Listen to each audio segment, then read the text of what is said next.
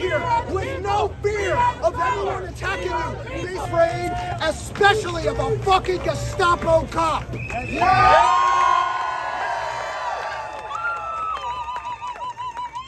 don't like me using that word. Well, guess what? I'm gonna keep on saying it, because they are Gestapo. Yeah! The news is gonna be like they're radical. Oh my God, they're so far removed from reality. This is reality. This is the reality of the situation. Where will it end? How tight does the squeeze have to get? We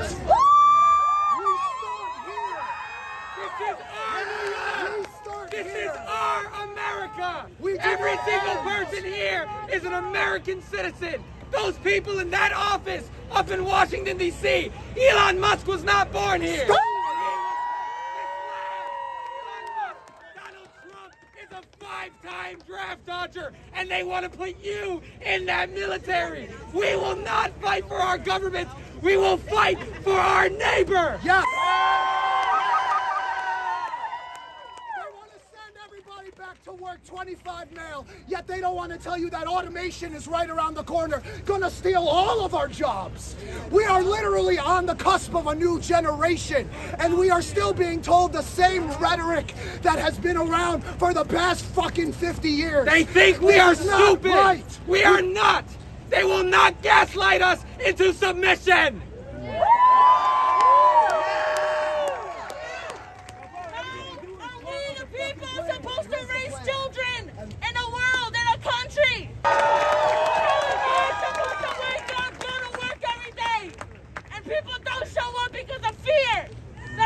Get caught, sent back to where they have nothing.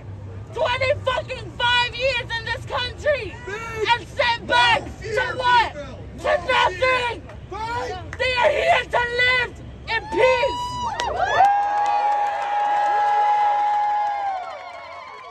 One of the principles of this country, we said, bring us your poor, bring us your sick, bring us your huddled masses. When people are crossing oceans, escaping violence, risking their lives, their families, their children, because we say that we are the land of the free.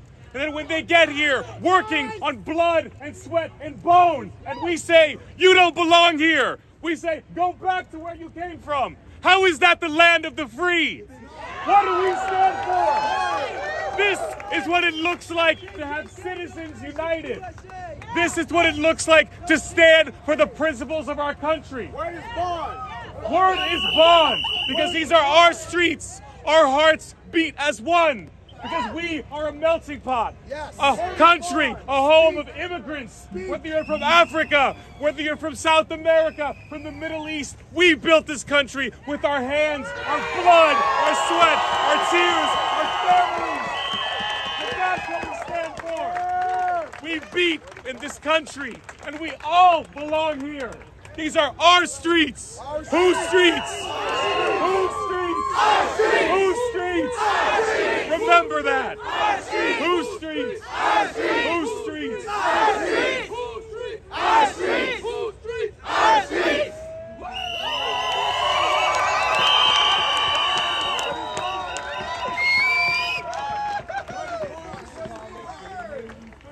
This land is your land. This land is my land. From California to the New York Island. From the red forest to the ocean water. This land was made for you and me. This land is your land. This land is my land. From California to the New York Island. From the redwood forest to the Gulf Stream waters, this land was made for you and me.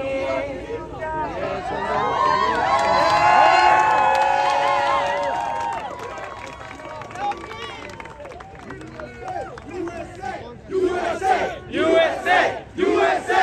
USA! USA! USA! USA! USA! USA! USA! USA! USA! USA! USA! USA! It's funny because we're chanting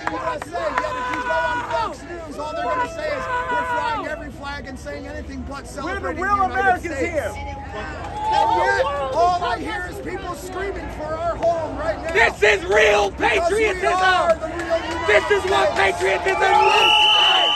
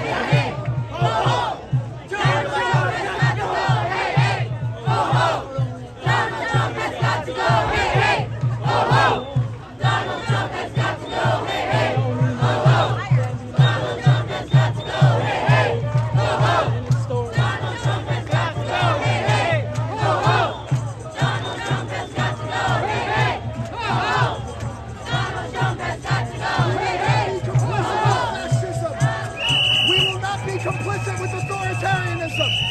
We will stand for our democracy. We will stand for what we believe in. We will stand for what is true freedom. We will make sure every single person here has the rights that they were guaranteed under the Constitution of the United States. These politicians and these billionaires, they sit in their ivory towers looking down at every single one of you. But we are standing here today.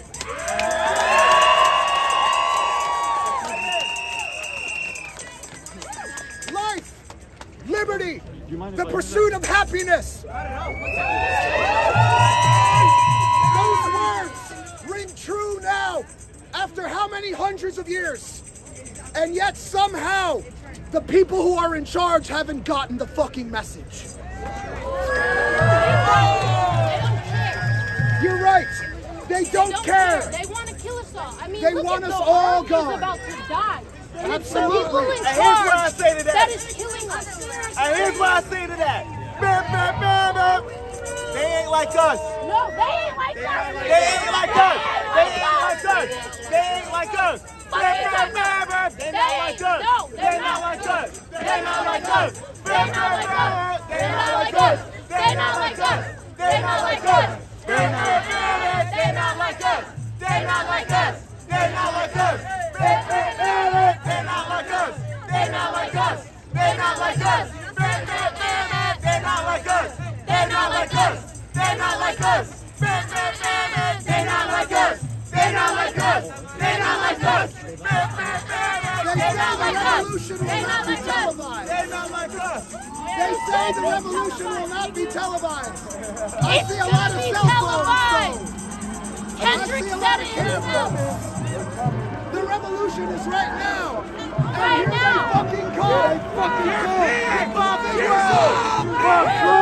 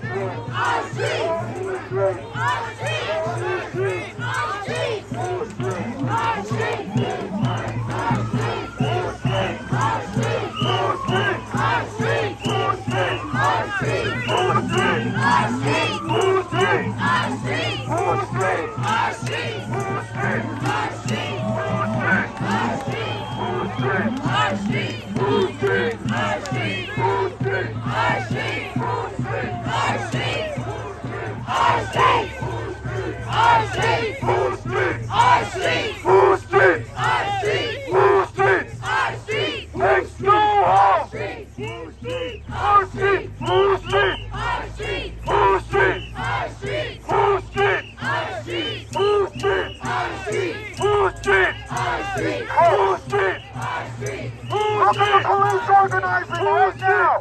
The police are getting ready to do exactly what is their quote-unquote job. Do not give them any ammunition. Do not give them any credence to use their violent tactics against us. Stick together. Stay cautious. Be careful.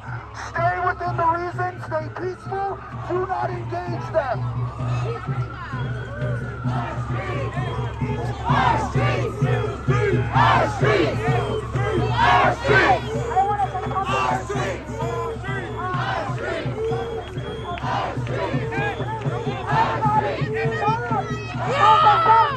Everybody quiet!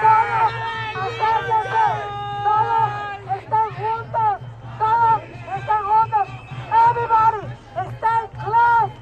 Don't let females get hurt. Do not let females put in their hands of us because they are aggressive. We are not going to let this. Okay? Everybody, stay together. Stay together. Repito, todo el mundo esté junto, cerca. No permitan que las mujeres sean golpeadas ni los hombres. Vamos a luchar. Esto es una advertencia. Vamos a luchar si nos llegan. Estamos educados. La nación, la escuela, mi país nos ha enseñado la educación. Tenemos mucha educación. We got education. And we're going to show the cops the good education we got. But please, everybody, stay close. Don't stay over there, over here. Stay together in a circle.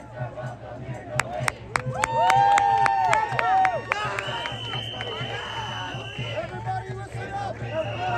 Unidos, vamos a unir! Everybody, eat to board! Vamos a unir! Eat to board! Everybody,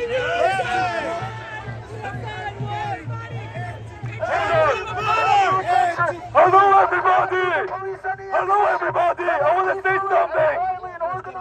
Today is our day and New York City is here to show our power to defeat Donald Trump and his fascism!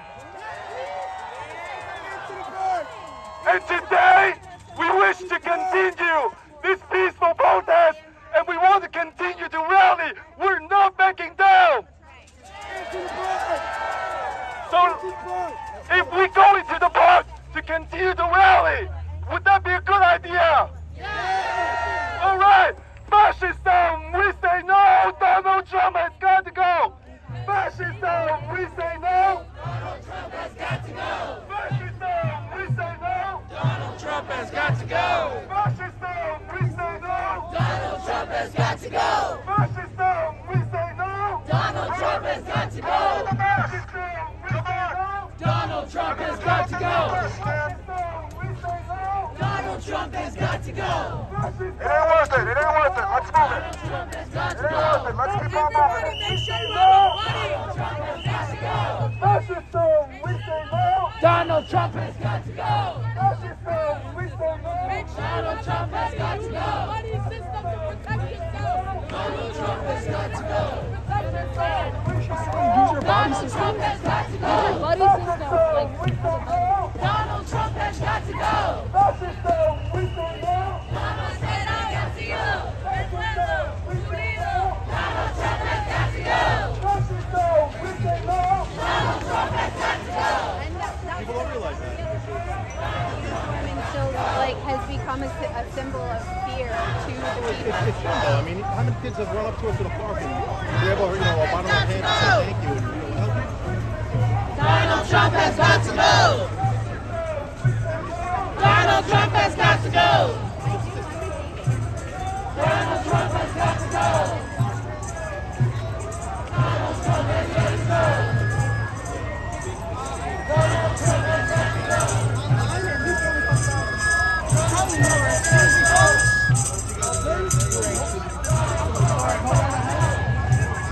you good, kid? Can we go around?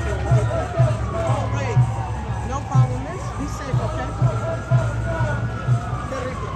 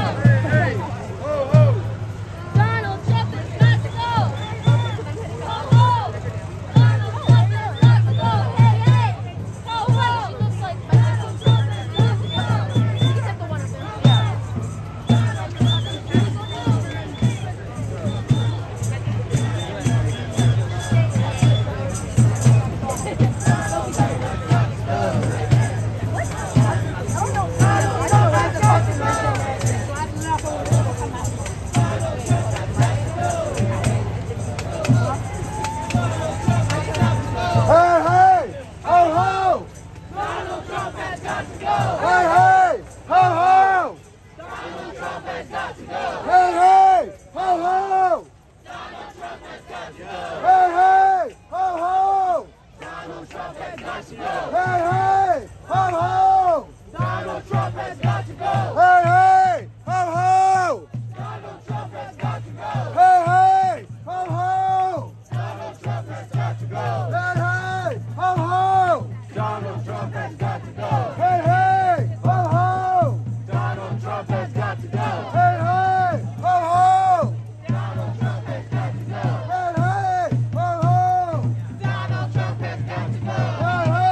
me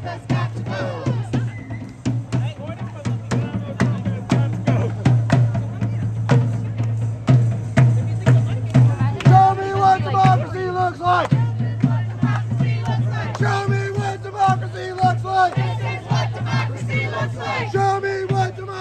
looks like. This is what democracy looks like. Show me what democracy looks like. This is what democracy looks like. Show me what democracy looks like. This is what democracy looks like. Show me what democracy looks like. This is what democracy looks like. Show me what democracy looks like. This is what democracy looks like. Show me what democracy looks like. This is what democracy looks like. Show me what democracy looks like. This is what democracy looks like. Show me what democracy looks like. This is what democracy looks like. Show me what democracy looks like. This is what democracy looks like. Show me what democracy looks like. This is what democracy looks like. Show me what democracy looks like. This is what democracy looks like. Show me what democracy looks like. This is what democracy looks like. Show me what democracy looks like. This is what democracy looks like. Show me what democracy looks like. This is what democracy looks like. Show me what democracy looks like. This is what democracy looks like. Looks like. This is what democracy looks like. what democracy looks like. This is what democracy looks like. Tell me what democracy looks like. This is what democracy looks like. This is what democracy looks like. Democracy looks like.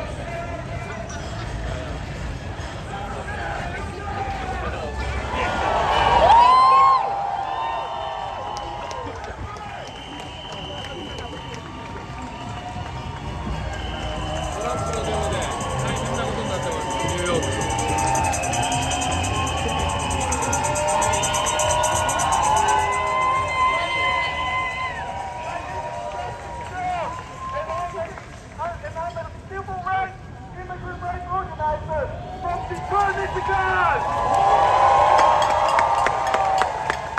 This is a national and international movement against fascism.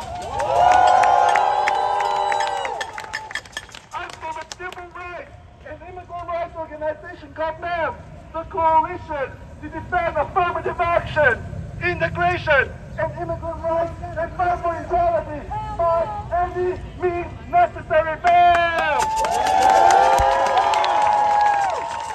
I want to congratulate this movement because today, by just turning out in mass numbers, we have already defeated Donald Trump's parade. This is a question of power. When in 2020, we mobilized into the streets and want justice for George Floyd and got Donald Trump defeated in the election.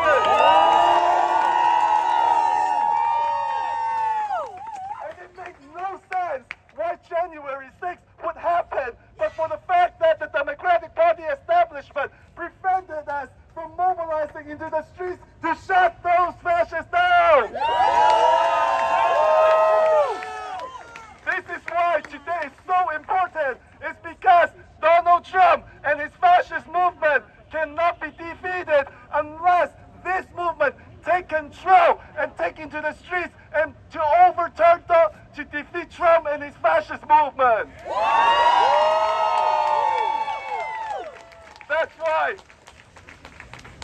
BAM, by any means necessary, puts so much emphasis in building an independent movement, because this movement has an ideology, and that is the ideology of the oppressed people.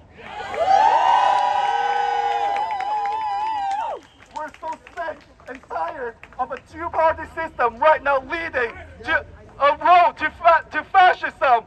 We're so sick and tired of the Democrats have been enabler for Donald Trump. I want to read some of the demands from our literature. Or the LA is defeating Trump's fascist attack on immigrants. Congratulations, Los Angeles. We are winning the LA way, and we're growing. Our fight in the streets against ICE raids and deportation is already forcing Donald Trump to back off.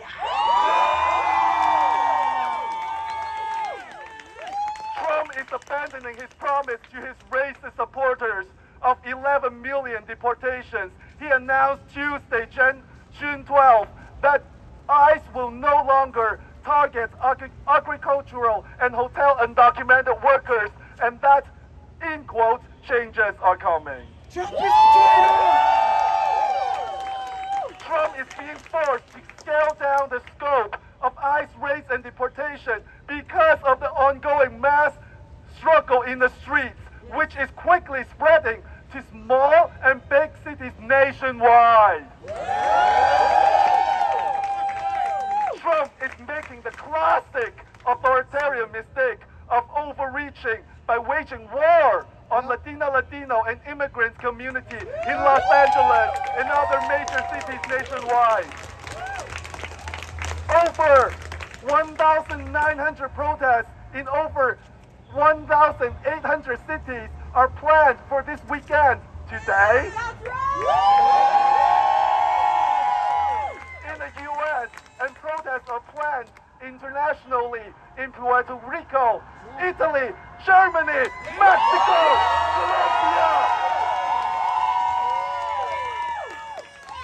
Colombia, Malawi, Portugal, and the United Kingdom. This is our chance to escalate the level of struggle shown in LA to every city in the nation and defeat Trump's fascist regime. Si se puede!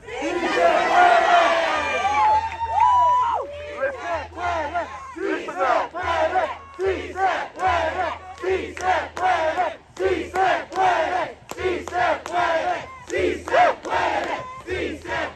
Listen now. ICE out of LA, National Guard out of LA, stop ICE raids and deportation by any means necessary. Build community, students and workers, defense guards to stop ICE raids and deportations. Trump's fascist presidency is illegitimate. ICE is an illegitimate Gestapo force. They both must be defeated. Only our independent movement can make LA and across the country, LA and New York, a real sanctuary and defeat Trump. Trump is a weak fascist and must go now. Ignore Democratic Party politicians and any and all community leaders in quo who ask the movement to turn the other cheek to fascism. LA communities have a right to defend ourselves. Without struggle, there's no progress. Los Angeles leads the resistance against Trump's fascist regime. Victory to Palestine! Victory to LA!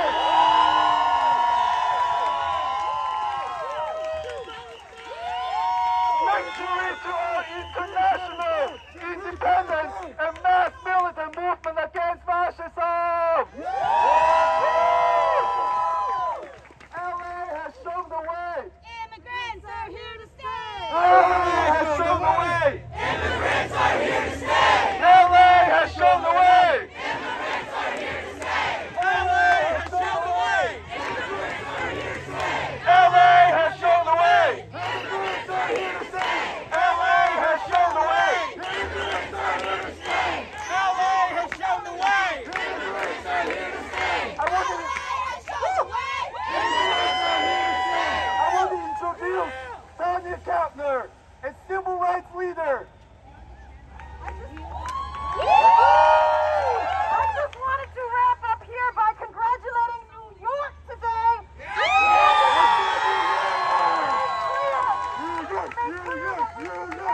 Stand up against ICE coming in. We're talking about uniting with LA against ICE, and we want those troops out of LA. But we also know that they can defeat ICE and we can defeat ICE.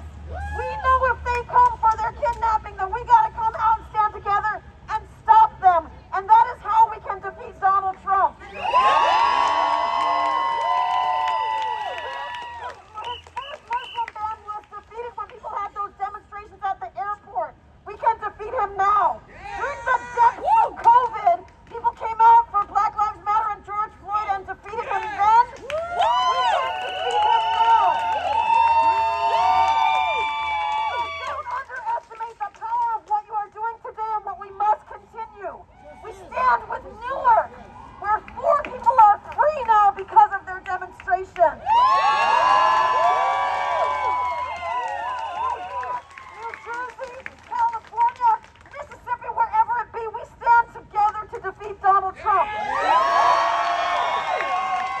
I just want to say, we've made it loud and clear, immigrants are welcome here. We got to keep building and organizing.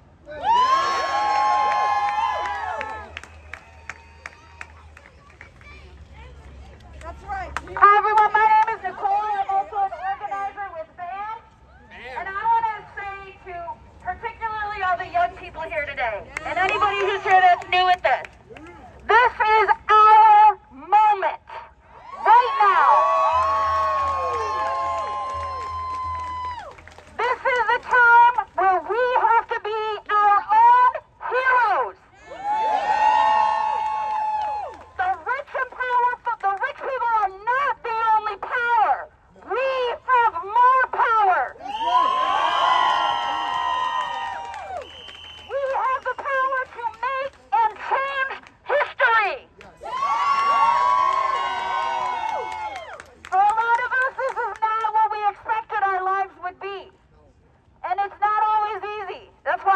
with the struggle.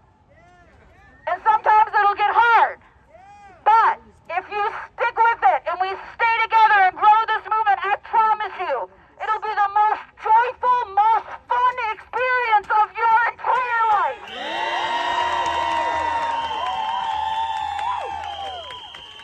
So I want to invite everybody here is a leader for showing up today. You're a leader for staying. I want to invite you to join BAM. Sign up with us, get our literature, and if anyone has something to say, come on up here and say it.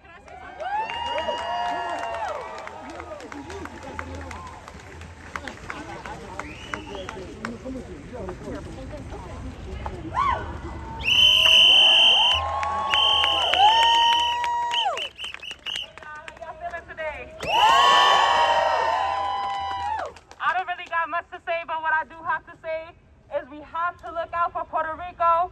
Our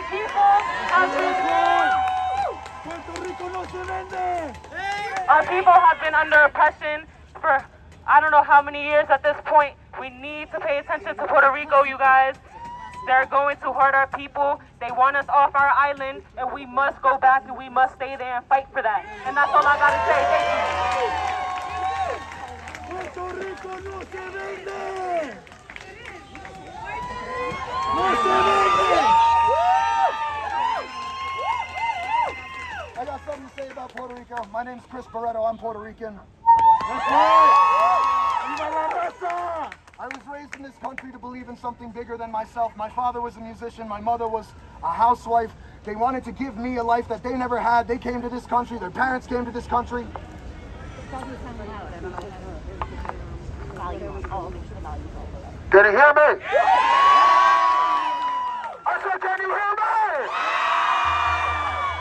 One more time. I said, my name is Chris Barretto. I am Puerto Rican. I'm actually New Yorican, so I don't speak Spanish that great. Forgive me. But that doesn't change who I am, no less, no more, you know? I believed in a country where I thought everything was going to be right. I believed in the future that they told us in school, you know? If you work hard, if you stay in school, if you do your job, if you keep your head down and just stick to it, you'll be all right. Why is it that in 2025, I've done that and this is the state of the world? Why is it that in 2025, after everybody has done their job, after everybody has paid their taxes, after everybody has given their lives to the state, why does the state want to come for me? And why does the state want to come for anyone here when everybody is just trying to get through the day? That is not what we signed up for this country for. That is not what our ancestors fought for. And that is not what we are fighting for. Immigrants built this city. Immigrants built this country. They want to whitewash history. They want to change the textbooks.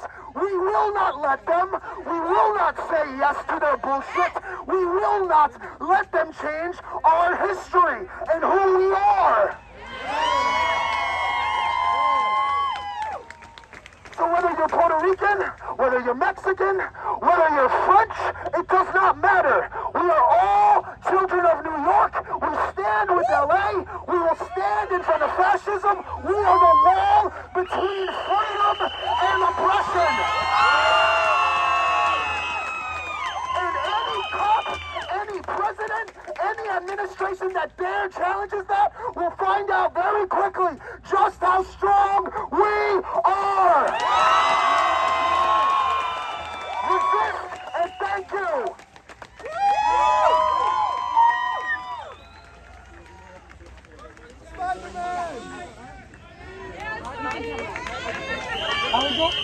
How we doing, everyone? I'd like to draw our attention to a problem that exists in the very heart of our city today. Down in Brooklyn, on Coney Island, they want to raise the amusement district. And they want to build a casino on top of Coney Island.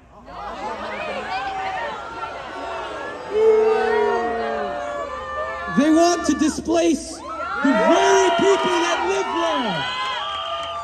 The immigrants, the homegrown New Yorkers, the Brooklynites and all of the people who moved to Coney Island to live in this beautiful city, to live in this goddamn America. Just Thursday, I was at City Council and I spoke to the City Council members. They don't even have a plan for what they're gonna do if they don't get the license to build a casino. They want the land. Fuck the casino. They want to remove New Yorkers. Coney Island is just as much a part of New York as any part of New York, and Coney Island is just as part of America as any other part of America. And we will not let billionaire corporations like Thor Equities or any other construction realty group displace homegrown New Yorkers. So with that, fuck ICE, fuck the billionaires, fuck the oligarchs, fuck every single person that tries to say fuck you. You leave the room. Thank you. What was your name? Spider-Man, baby! Thank you so much. That's Peter Parker! Louise, baby! Thank you. I'm so blessed to be here. My government name is Dr. Benton. I'm Columbia College class of 83.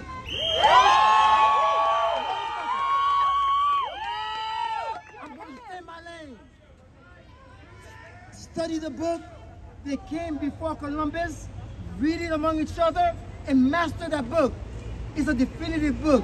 They came before Columbus. Ivan Sotima. Are we good? Hey, that's it. That's it.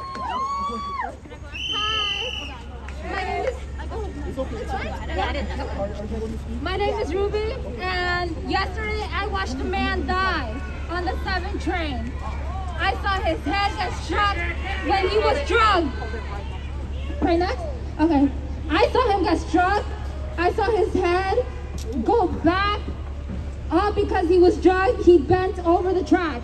And I just want to say that among our Latino community, it's way too normalized to drink. It's way too normalized to do drugs. Matter of fact, there's a lot of peer pressure at parties. And I just want you guys to stay away from that. It can seem fun, it can look fun, and there are the consequences. There are the consequences. And I just wanted to speak up about that. And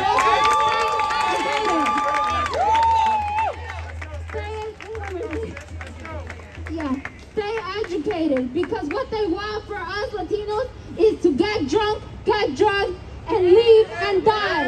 We will not let that happen. Stay strong. Be the educated ones. They hate to see us smart. They hate to see us win.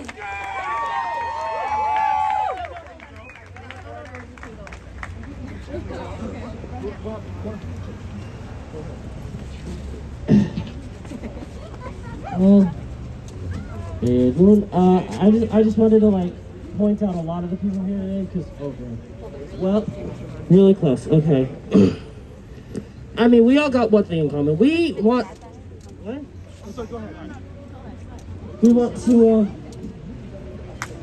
to strive for a new world, a better world, a world where the people are prioritized above all else. Because in my opinion, a society that does not prioritize the people above all else has failed. Because what are you going to prioritize above the people? Profit, land, what? Where do you draw the line? The value. Okay. It's all right. It's all right. It's all right.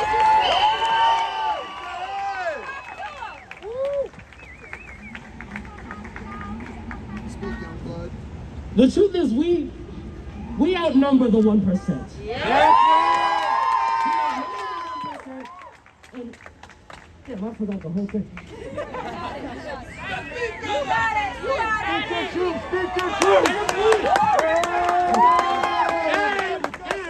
And this we, everywhere in the world, not just New York, but California, Palestine, I don't care. If you all come together, we can finally do something about the thing in the world right now.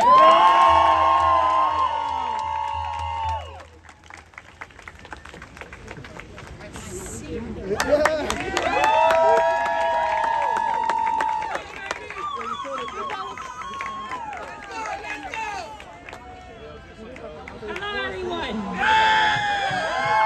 I was born in Mexico. I am an indigenous woman of Mexico.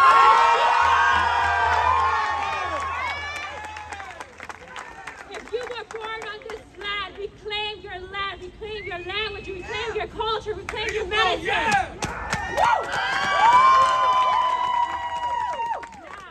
in Chicago, it was really hard to get people arrested, all right? And what was the reason? Because everyone was knowledgeable of their rights. I've been passing around red cards, right? I don't have a lot for everybody, but please, if you can, print them out, give them out to the community. Make sure that everyone is informed of their rights. That's the only way we're be able to beat this fucking shit. I'll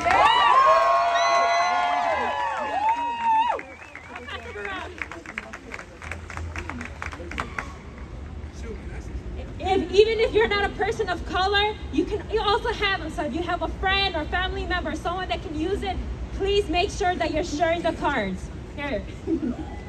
All right, thank you. Good afternoon. Fuck I'm loud and proud about what I represent. Good afternoon, everybody. My name is Dami, and I'm an advocate for cannabis education. I want more women in cannabis, and I'm here to tell you guys that they are not the winners. They are not in control. We have so many people here because we all are here together. We are not each other's enemy. We are not each other's enemy. Let me hear you guys say it. We are not each other's enemy.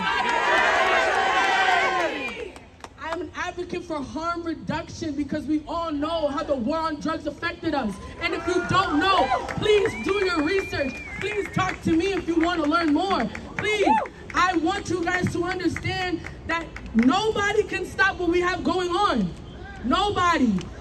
They want to have a war on black and brown people, and they want to make us think, oh yeah, fuck you, fuck you. No, fuck you.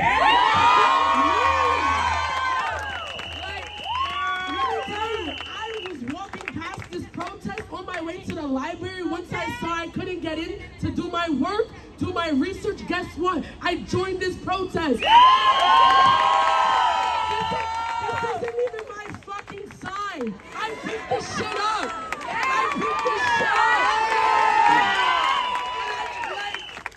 Anybody can join this protest the same way anybody can get up here and speak and talk to your brothers and your sisters, your cousins, your aunts and your uncles.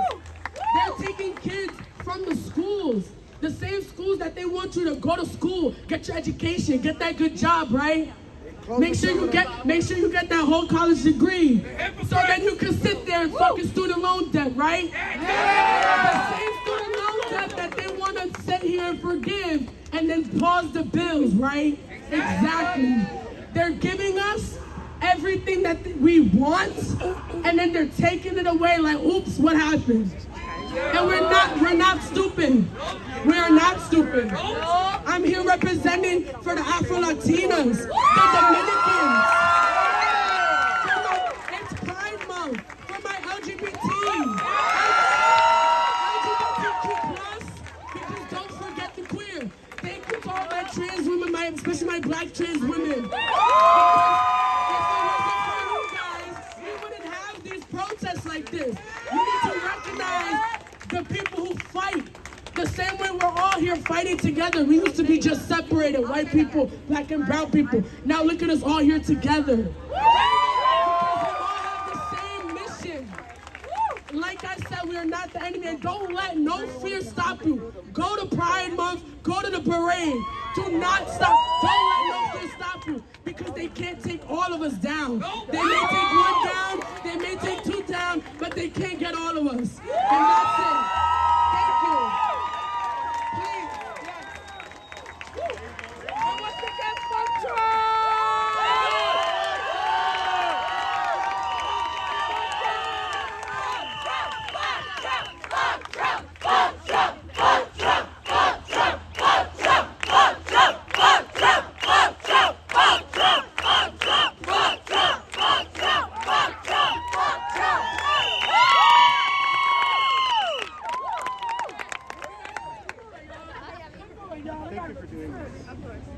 My name is Sam. I'm a Mexican American from LA. My parents are from Sinaloa. My dad grew up right near Mazatlan. Most people outside of Mexico only know Sinaloa for one thing. Cartel, baby! Cartel shit. Now, one thing that people love to talk about out here is all of the drugs that go from there coming up here. The one thing that doesn't become a big part of the conversation when we're speaking here is the level of guns that are coming from here to go down there. It's a two-way street. If they weren't making it so, if there was more regulation, more stuff focused on getting guns and stopping them from going down there, then maybe we wouldn't have to focus on the flow up. Clock it! Let me clock this.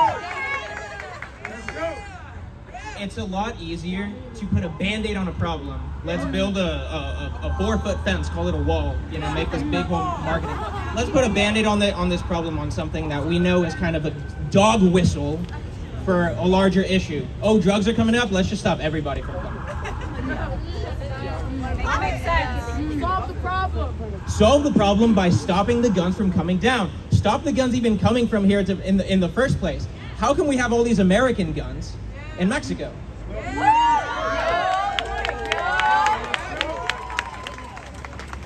The truth is dying. The truth has been dying. And the first thing to fall when someone is trying to amass power is an understanding of the truth. I think we can all agree that there is no one absolute truth. We don't all agree on it. I think it'd be pretty hard to find even one thing other than fuck Donald Trump around this crowd, a little bit more nuance than that we would all be able to agree on. But the thing that makes it easy to amass power is to destroy the trust that people have in the institutions that they use to find truth. And that's what they got first, fake news, right? We planted this distrust in our media.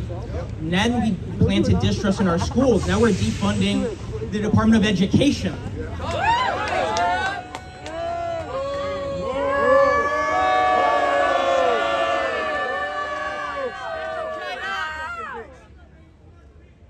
That's right. That's right. We have all of this information in our back pocket, and yet what was going on last week in LA was up in the air until, I would say, 5 days ago. If I didn't have a direct plug of people that I knew living in downtown LA that said, people are partying out here, man, like I don't know what the hell is going on, then there'd be a much more difficult way. And I can guarantee you, probably 40% of the people that are living in this city probably have some crazy idea of what's going on in LA. You could probably find at least 20% of people living in the city that do think that LA is some sort of mess and that the National Guard deployment was justified.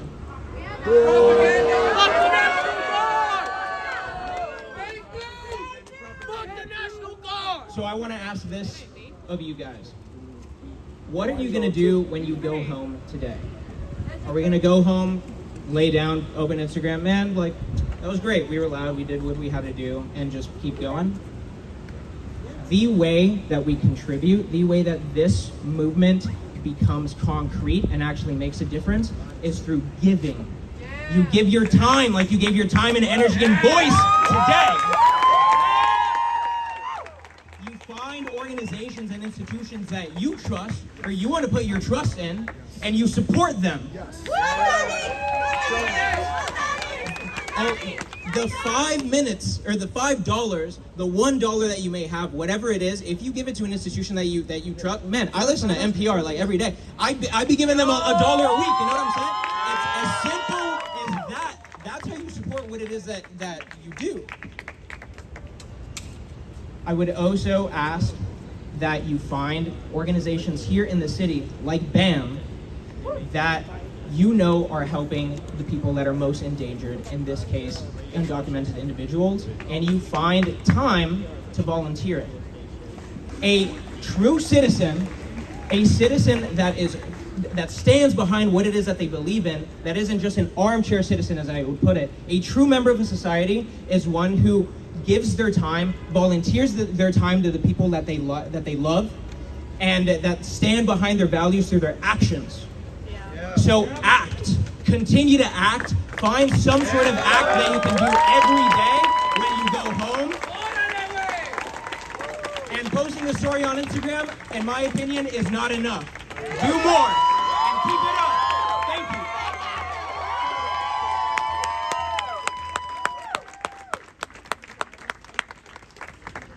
Hello. My name does not matter, just like those who the ICE agents kidnapped. They never ask for their names, they're just picking people off the streets based off what they look like and taking them away without telling us where the fuck they're taking them. While I am not Latina, I am an immigrant. I was born in Kosovo, Albania. My parents attempted to fight a war that my dad did fight in. It was a genocide against my people. But I'm not one of the targets because of what I look like. But my friends are, and I grew up in the Bronx, and quite literally every single one of my neighbors are. And every day I wake up, first of all, my whole neighborhood is full of Mexicans. I grew up with Mexicans. Both my best friends growing up were Mexican. I never in the, 17 years that I've been living in America have ever thought a negative thing, not just about Mexicans, but anyone, regardless of race or color. And, fuck, sorry, I'm winging this, I'm trying my best.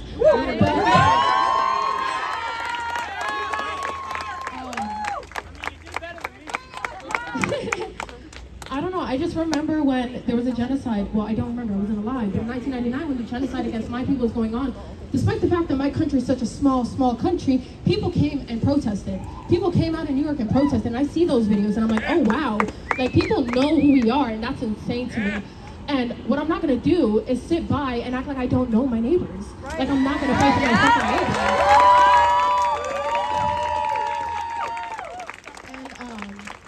What's also baffling to me is Americans love to say our land, bitch. Who? Yeah. Stolen land? Mexicans are here first. Native Americans are here first.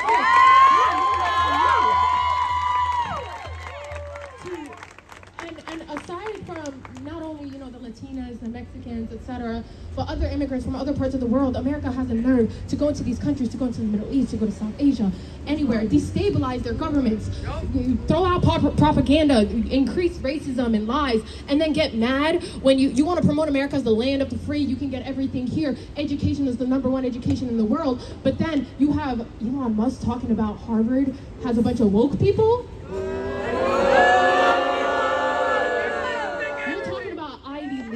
Full of dumb people? Really? Elon, the guy who isn't even from America? Anyways, keep fighting. You guys won't fucking lose. We're already seeing progress. Keep going.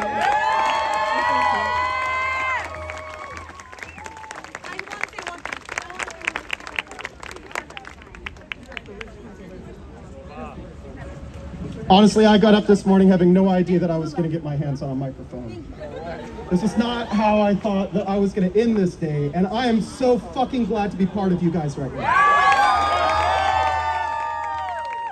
I came out here for one reason, the same reason that I'm sure that each one of you guys is out here as well. I am fucking pissed off. I wake up every day, I look at the news, I look at what's happening in LA, I look at what's happening to the community. My fucking neighbors, my fucking friends are being kidnapped by motherfuckers who refuse to show their face, who refuse to show their ID, who drag them away in unmarked vans into fucking death camps.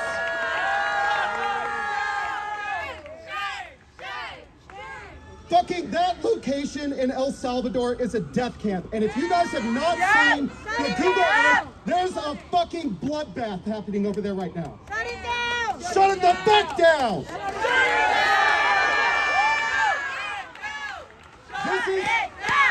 Shut it down! Shut it down!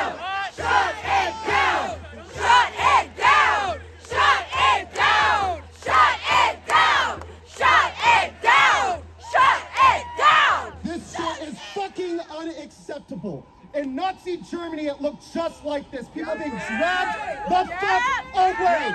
You can choose going to the concentration camp, and now we're having that happen to our black and brown friends, our community, our brothers, our sisters, our neighbors. This is unacceptable. I've been pissed off long before the camp started. I started with this whole shit of Trump getting into office, declaring that he's going to be a dictator on day one. The fascism that has gone into the White House is aggravating and infuriating.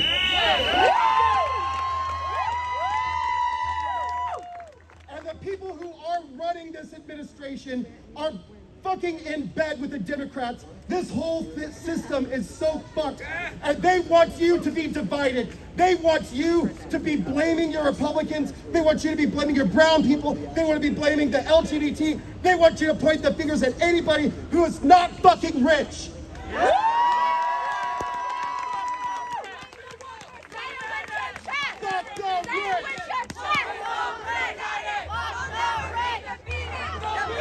United will never be defeated. The people united. Fuck the rich! Fuck the rich! Fuck the rich. Fuck the rich. Fuck the rich. Luigi Mangione is currently being prosecuted with every ounce of the law to make an example, to make you scared. Free Luigi! They have not sued the Unabomber with the same amount of prejudice. Again, I am fucking pissed off. And there's so much that I could say. There's so much anger that I could vent at this moment now that I have a mic and many friends to listen. But I have to say this. The one thing that does have me have hope, the one thing that gets me out of bed, that gets me to places like this is community.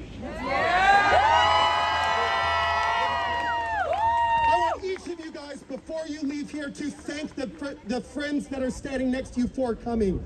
I want you guys to give a warm hug to your friends and family when you get home.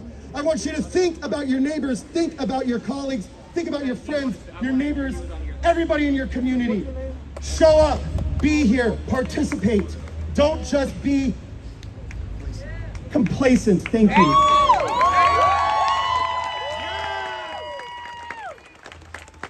And as I said, I can say a lot. I feel like I have said a lot already, but I want to give some voice to the other people who are unheard here. And with that, I want all of us, the people united, will never be divided.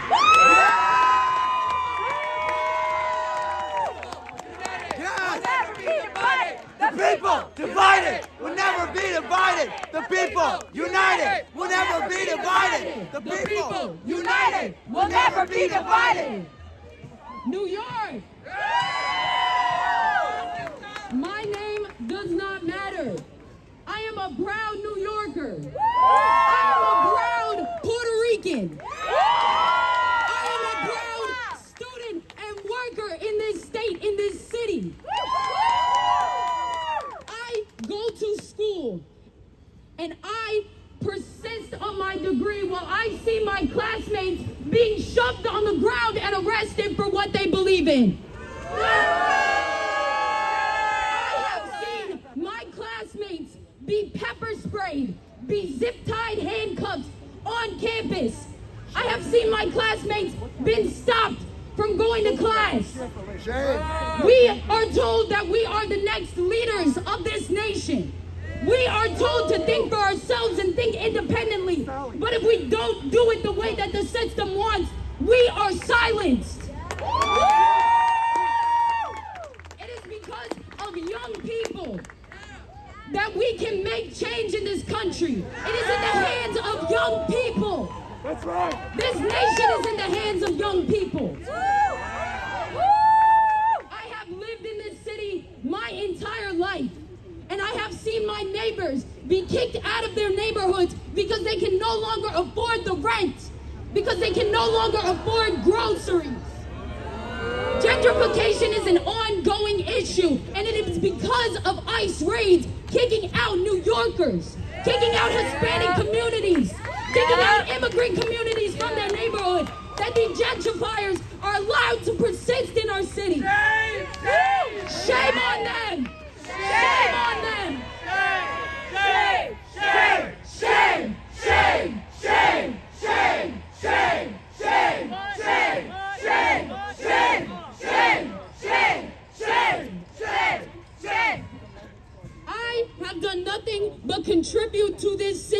go to school and I work hard for my own future. It is not just my future that I work towards. It is for every little girl, little boy, every little Puerto Rican in this city, every little Hispanic in this city, so they can see themselves thrive in the future. I will not be silenced. I will stand up for my neighbors. And it is a beautiful thing that I see so many people here today who share the same ideas. I am so proud of this city. I am not proud of just only New York. I am proud of LA. I am proud of every city who has contributed to these protests. I am a proud New Yorker. And I will not let this city go into the hands of people who would rather see us kicked out and sent back to somewhere that we don't belong. We belong here.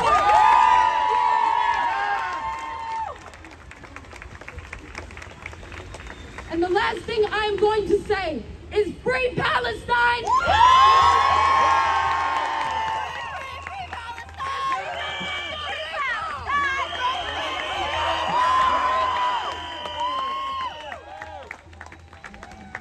Hello everybody. We have more speakers because we're so inspired today and so powerful.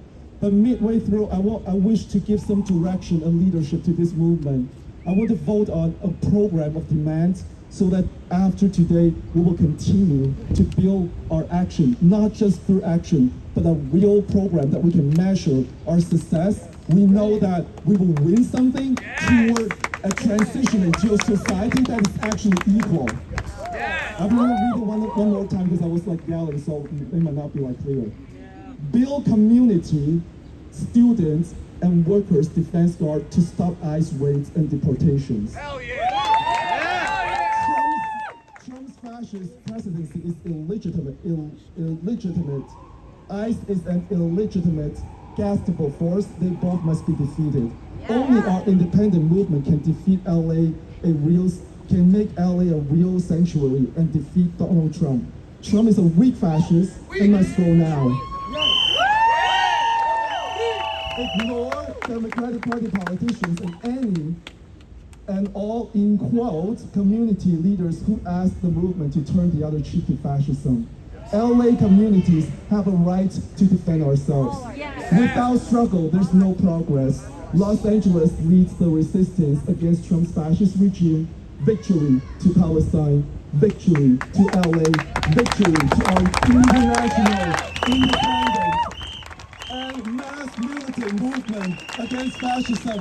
And to all those who agree with this program, say aye now! Aye! All who's against, say nay! Nay! No nay! Or not as well. All those abstain! It passes! And we shall continue to have our next speaker.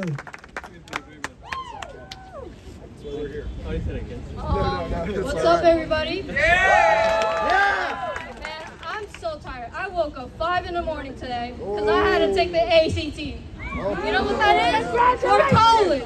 Woo! College? That's just as famous as I fuck. It's so Fuck the expensive. ACT.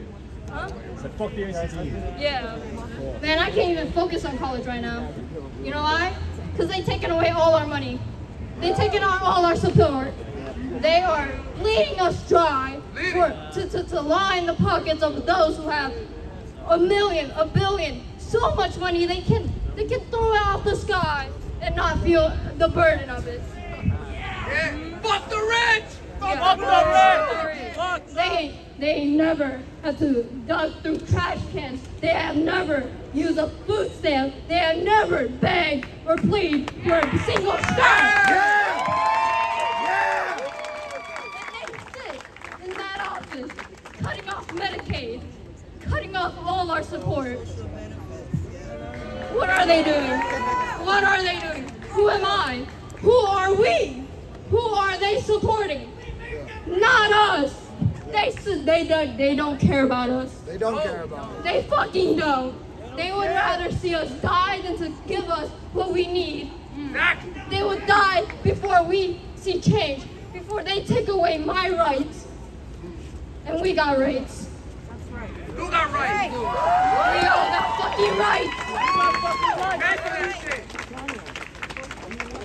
I'm 16, man. I shouldn't even have to worry about this.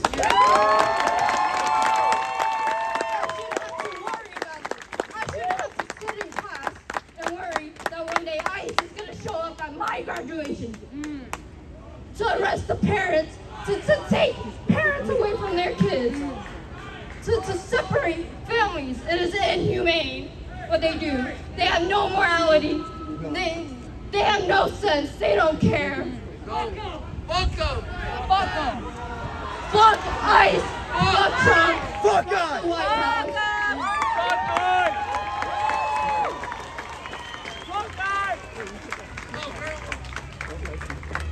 I've been through a lot, and this is not one thing that, it should weigh on me this heavy, but it should. Because I can't think about college, I can't think about future, because I'm gonna lose my rights, because they would not give me what I want, because they would put us down than to let us be heard. We gotta take it! Yeah, we have to take it. They don't know what is right, but I know. My family's taught me right.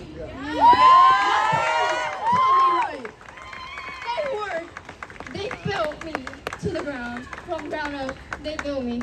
And they want to take my parents away? Well, fuck them!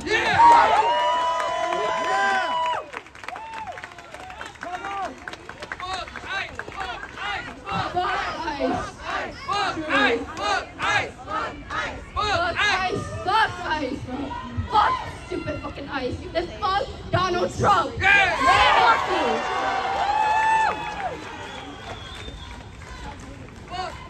Man, I have a dream. This camera right here. This is what I'm gonna do. As I do my dream, I'm gonna do what's right. I'm gonna speak, and they're gonna hear me. And I'm gonna continue to support my family, to support my community. Never do what is fucking right, because my parents taught me right.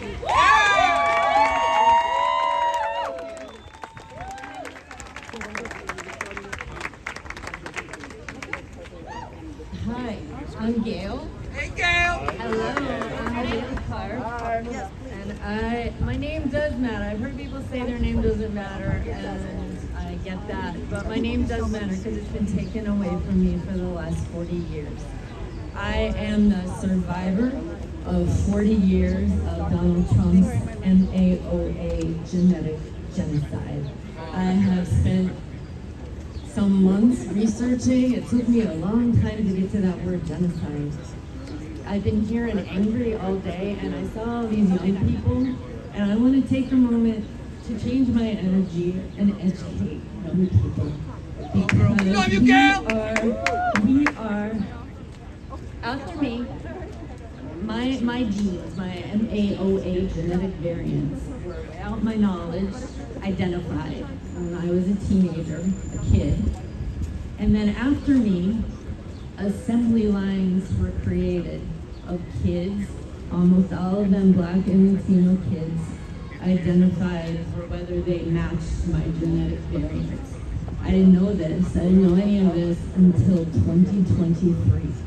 But I knew the damage that it did in my life, and I know now the damage that it's done to these assembly lines of kids in this country and outside of this country.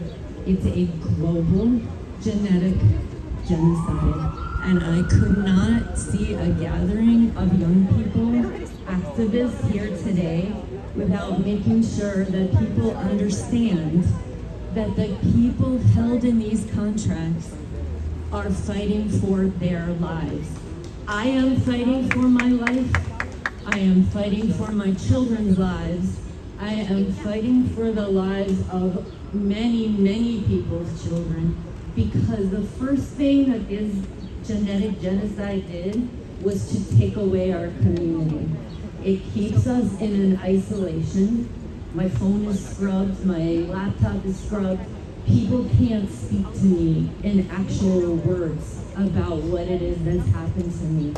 And people can't speak to anyone held in these contracts. Donald Trump and these contractors have created silencing laws. They've classified our lives so that we don't know what's been put in our bodies.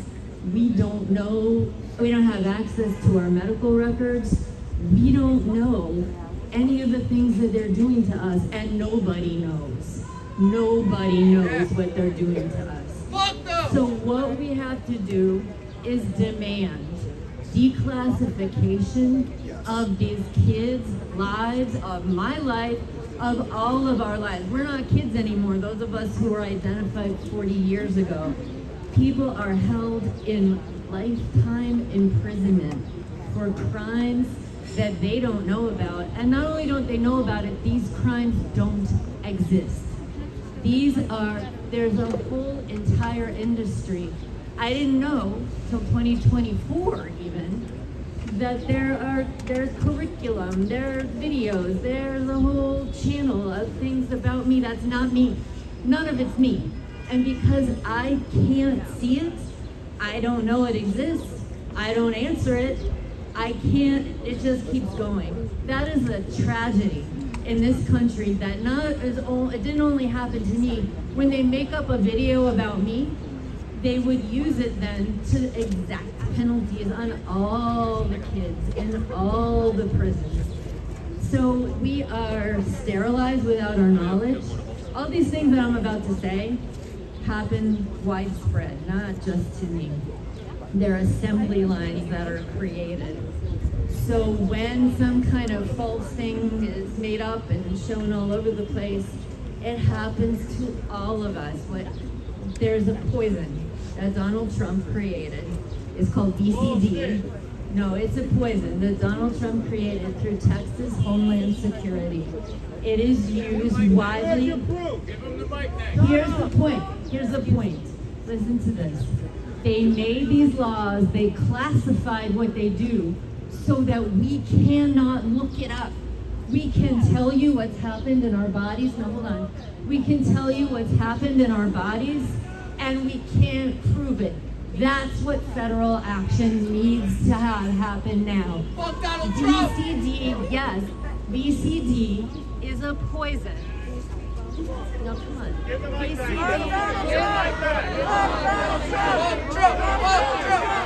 Fuck Donald Trump! Fuck Donald Trump! Fuck Donald Trump! Fuck Donald Trump! Fuck Donald Trump! Fuck Donald Trump! Fuck Donald Trump!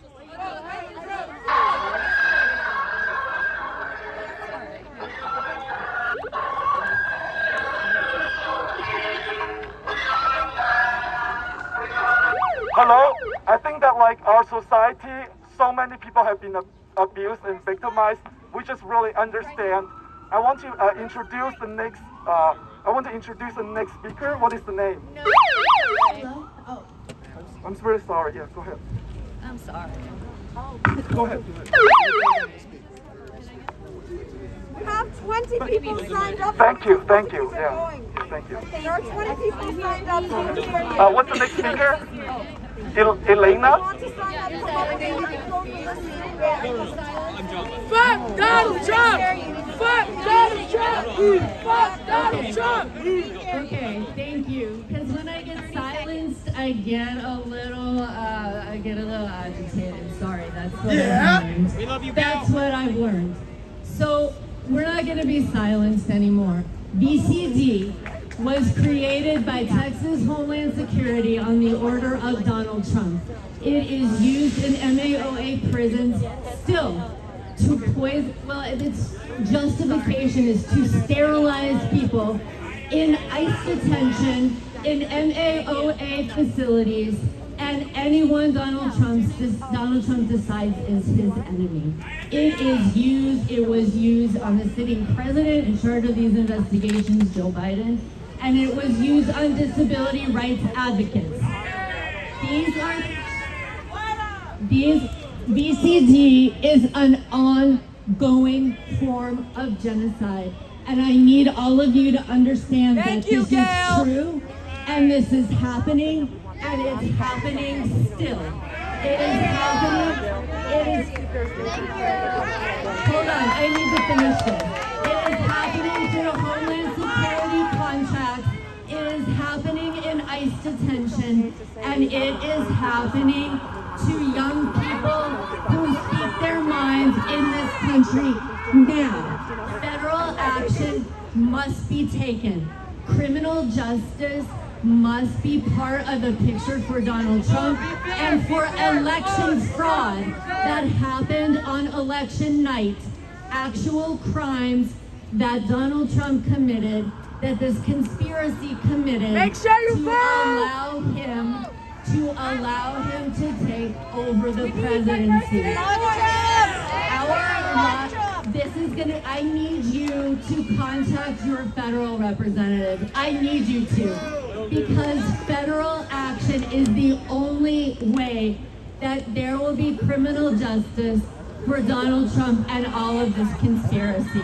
I need you to understand. Where do we get more information, Gail? Where do we go? You can go to the Columbia University School of Public Health, because whatever you may have heard, that is a center for justice for people held in these contracts.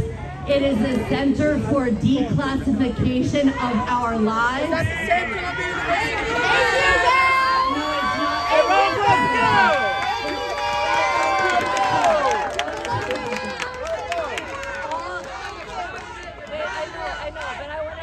Today is the last day to register to vote. We have about 20 people who signed up, so we want to, I'm sorry. Today is the last So we have day to about register 20 to people vote. who signed up. We want to make a call that if you want to speak, come up. It's the last call to sign up now. All of these contracts have been complicit. Me and you can speak on this one. Don't even worry about it. Where do I sign up? Where do I sign up? Today is the last day to register to vote. Where do I sign up? If you want to vote on the 24th, if you want to vote on the 24th, register tonight. If you want to vote on the 24th, register tonight. Register to vote. If you're not registered, you can still vote on the absentee ballot. I did it before.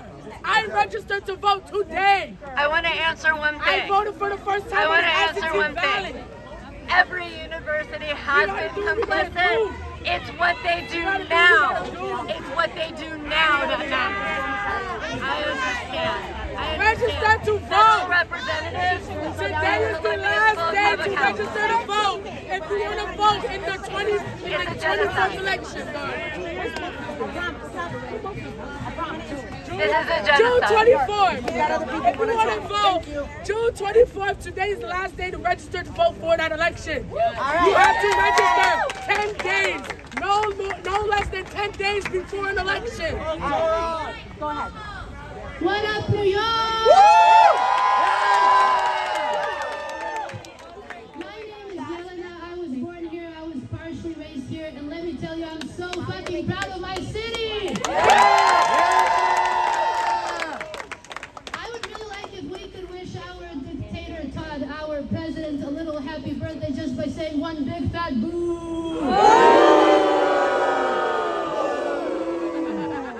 That's the kind of music he likes. I guess so. I really don't understand what that MAGA stuff actually stands for. Make America Great Again. Like, America has been great for many, many decades now. It was the land of the free, the home of the brave, the land of opportunities. It was the most liberal, the most progressive country, and everybody from everywhere in the world wanted to come here. Now he has shamed us in front of our enemies. He has given them the reason to laugh in our face. And that is not something that is making America great again. Definitely not. So please, please, never stop fighting for our rights. It's not only today. Never stop fighting, never stop doing everything that you can for all of our rights, for the immigrants' rights, for women's rights. And by the way, what is that, like, your body, my choice? Like, what the hell is that? Most of them have never even touched a woman's body, not counting their mom. I mean, yes, they have aspirations to control ours. I don't think so. Never stop fighting for trans rights.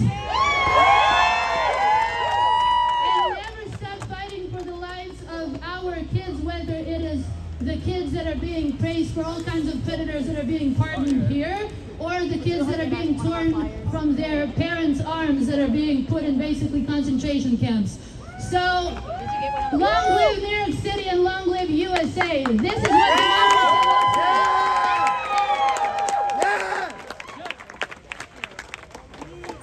Fuck grabbing him by the pussy, we're gonna grab him by the throat. We're gonna grab him by the throat. I just want to read out this quote. I don't know from who, but it is very true. The reasons Donald Trump continues to attack higher education in this country became clear when you recognize that his agenda relies on an uninformed electorate. He appeals to individuals for whom conspiracy theories offer convenient explanations for complex issues they don't understand. The only way such rhetoric gains traction is by fostering generations of people who lack critical thinking skills. Now, I want to say for you guys, okay? This is for my young people, this is for my old people. I want you to stay informed. Stay informed, okay? Stay in school. Be very, be very informed, okay? Please, stay educated. That's what I meant. Anyway, thank you. What's up, New York? What's it called? I'm gonna keep it short because we don't got that much time. Every human being is created equal. Fuck racism, fuck fascism. Have a nice day.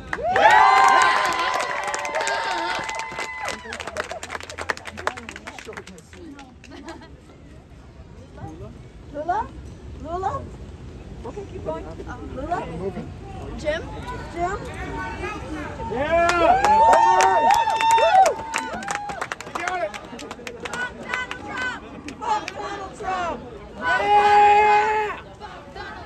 How we feel in New York? I am from hometown of Dr. King, Atlanta, Georgia. I came to this great city because I wanted to be an artist and a storyteller. I had a story about a couple of years back about the end of the world, about the apocalypse. And it was about the diseases, the pandemics, the global warming, the police attacking the people of this city, across the country, across the world, all coming together to create one cataclysmic event.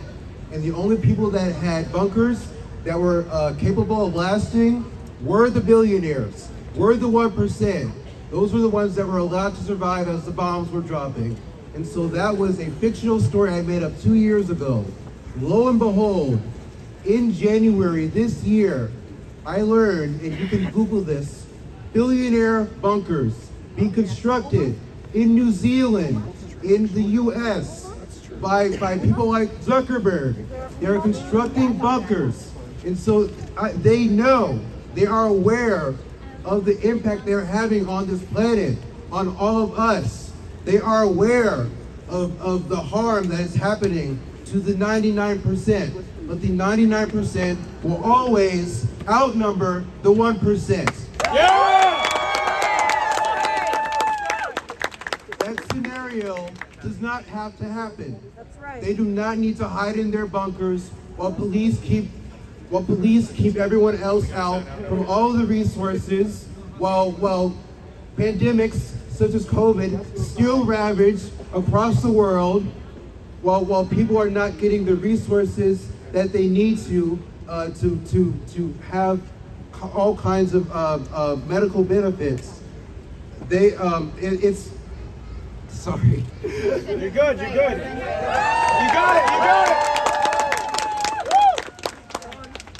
I want to ask you, what are you willing to do? What are you willing to go out and do?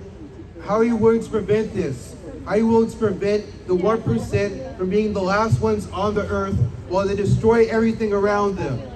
What are you willing to do about Trump? About Musk? They need to be out. Out now. They need to be out now. Fight! Fight! Fight! Fight! Fight! Fight! Fight! Fight! Fight! Fight! Fight! Fight! Keep organizing. Stay safe out there. Free Palestine.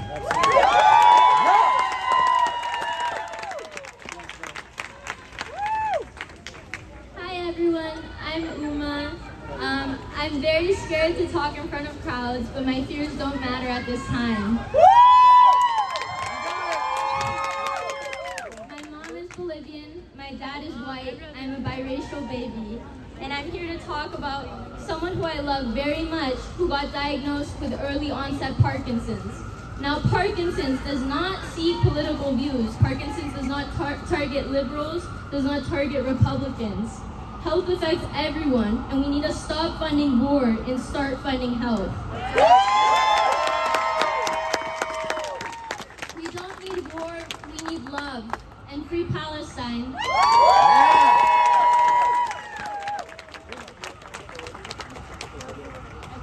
How we doing, everybody? That's right. I remember earlier someone mentioned, why do we wave these beautiful flags? This is my thing with this flag. They say that this is an act of treason, that we change our flag, and their shit. And so I want to acknowledge something.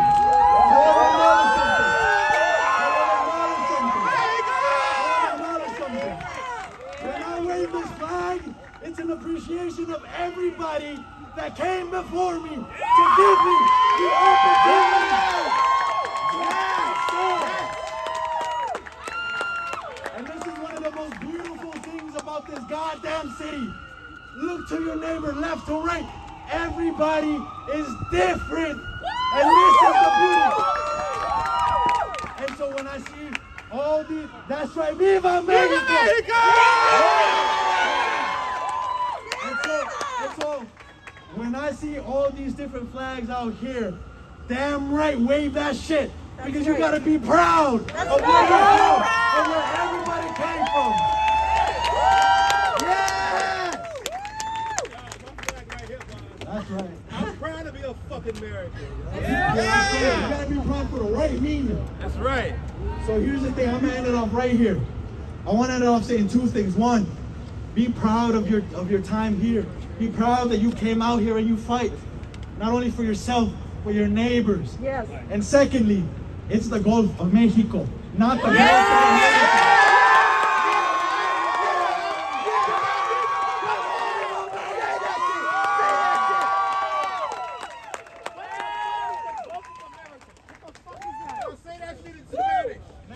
One more time, let me say.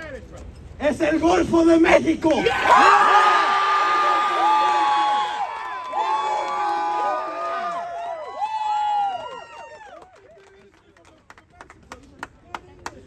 Alright, I'm gonna keep it short and simple for respect of everyone's time and for the respect of the people waiting after me. But I just want to say, who are we fighting for?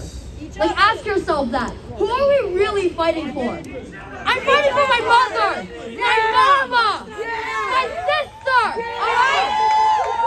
My mama, she raised me on the clothes off her back, alright? She raised me on food stamps. Who can say, like the rich people, who can say that their parents actually fucking cared for them? Yeah. Right? Yeah. So, look around you. We're all in danger. Your neighbors, your mothers, your fathers, your cousins.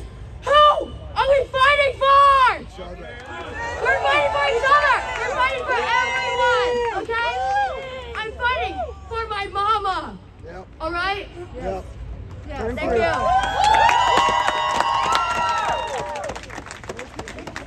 My name is Tony. I'm from Mexico. My parents came here when they were 20. My sisters came here when they were 10. None of them have citizenship. Why is that? Why can't immigrants get citizenship here? For me, I'm an American citizen. For me to give them citizenship, I have to join the army. Why is that? No offense to any of my veterans here, but why do I have to give my life to the United States? My father had to have surgery a few years ago. And you know what happened? We lost all of our money. We're poor right now. We don't have Medicare. We don't have free United Health Care. Why is that? I can't afford health care either. Why am I paying taxes so that I can't afford anything? They gave me a bill. I'm in medical debt right now. Why is that? Why don't we? Huh? They did it. The government. The government's fault. That's right. Exactly. This is short and simple. Anyways.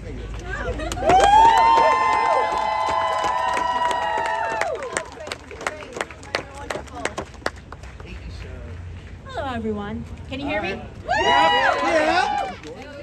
Okay, a little closer to my mouth. Okay, we're good.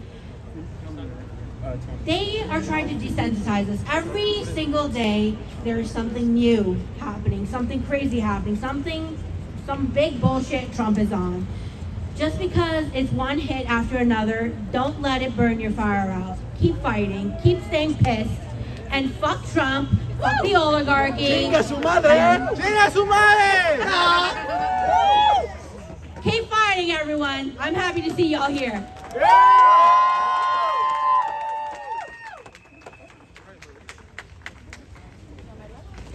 Hey everyone, I'll keep this brief because I'm a native New Yorker and I don't want to waste anyone's fucking time. I joined my first protest in the city when this orange motherfucker was first elected, alright? To the Gen Z who are out there, to the Gen Alpha who are out there, if this is your first protest, keep fucking going. Keep showing up. Join local movements. Check in on your neighbors. Figure out how to make a difference because you're the most powerful fighters we have. And if you can, and if you are of age, vote in your local election. Vote in your election.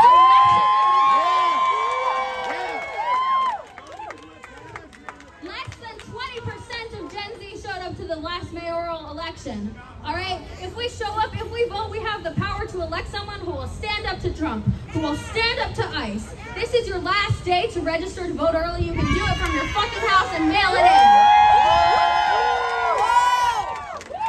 So, rank Zoran Mamdani. Rank anybody but Andrew motherfucking Cuomo.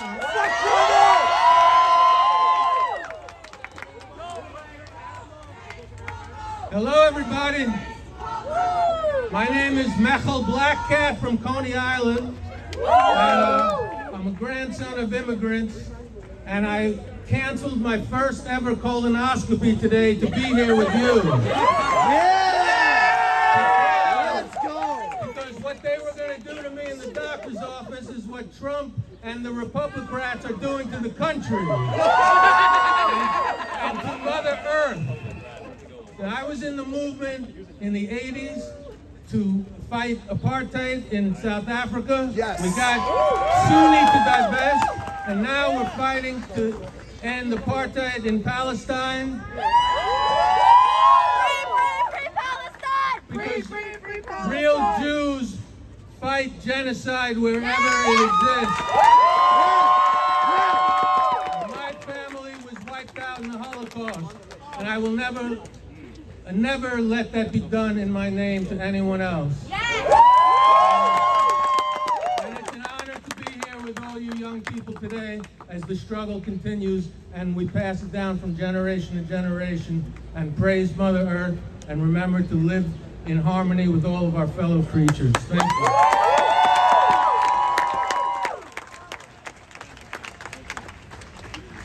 Hi, my name is Jason Twirly of the Cuba Seed Coalition. Check out this banner.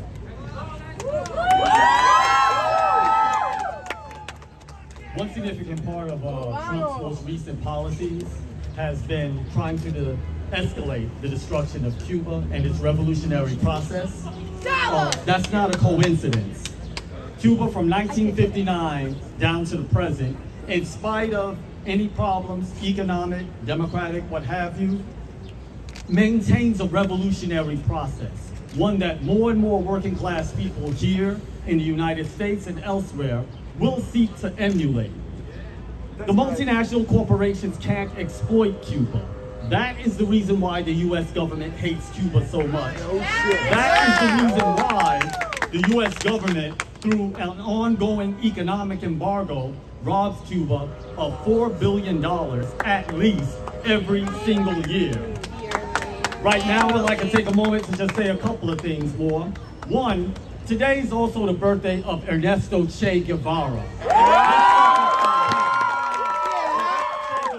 The revolutionary example that young people, especially worldwide, seek to emulate. Fortunately, more and more Cuban Americans don't share that opinion. The majority, in fact, want the embargo to end. End the embargo against Cuba. When Africa called, Cuba answered. 425,000 Cuban troops went to Southern Africa to beat back the apartheid regime from 1976 to 1991.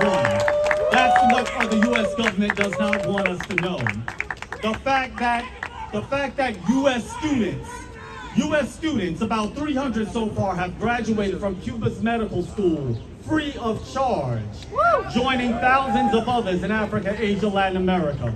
For those who want to go to medical school free of charge, that program still exists. Check out Cuba C, New York, New Jersey Coalition.com. Cuba C, S-I, CUBASINYNJ Coalition.com. Check out that website. Yes, sir. Check out that website.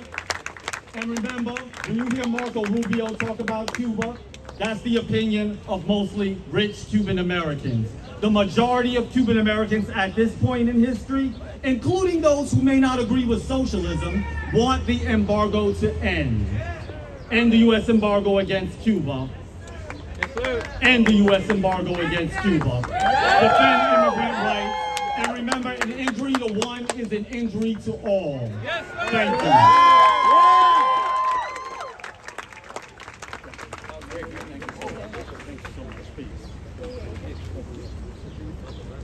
What's up, New York? What's up? So, this whole evening we've been talking about young people, and I felt touched because I'm a young person from 17. In about 6 days, I'm going to be graduating high school. And, That's right. Yes, sir. And what better way than by fighting fascism, right? I just want to share a short story because, you know, I'm touched and I feel a lot for what's happening around the United States right now with ICE because I'm an immigrant. Me and my family were born in Bangladesh and we came over to the United States in 2014. And what I remember from living in Bangladesh was our ruler, Sheikh Hasina, if you guys have heard of her. She, much like Trump, was a wannabe dictator. She used her political power to detain her political opponents, just like how ICE detained New Jersey senators and New Jersey representatives. Just like how ICE is disappearing people, Sheikh Hasina did the same thing. But I want you guys all to remember, follow the example of the people in Bangladesh, of my people. Because just like over in Bangladesh, we overthrew Sheikh Hasina just recently. The students overthrew Sheikh Hasina. And we took over the country for us, for the people. We can do the same. I want to just keep it short here because I'm very nervous. I've never done something like this before. You're great. But I know someone out there was holding up a Star Wars sign before, so I just want to end with something I heard from a great Star Wars character, which is that oppression is the mask of fear. Don't give in to that fear. We are more powerful than they can ever be. Don't give up. Keep fighting.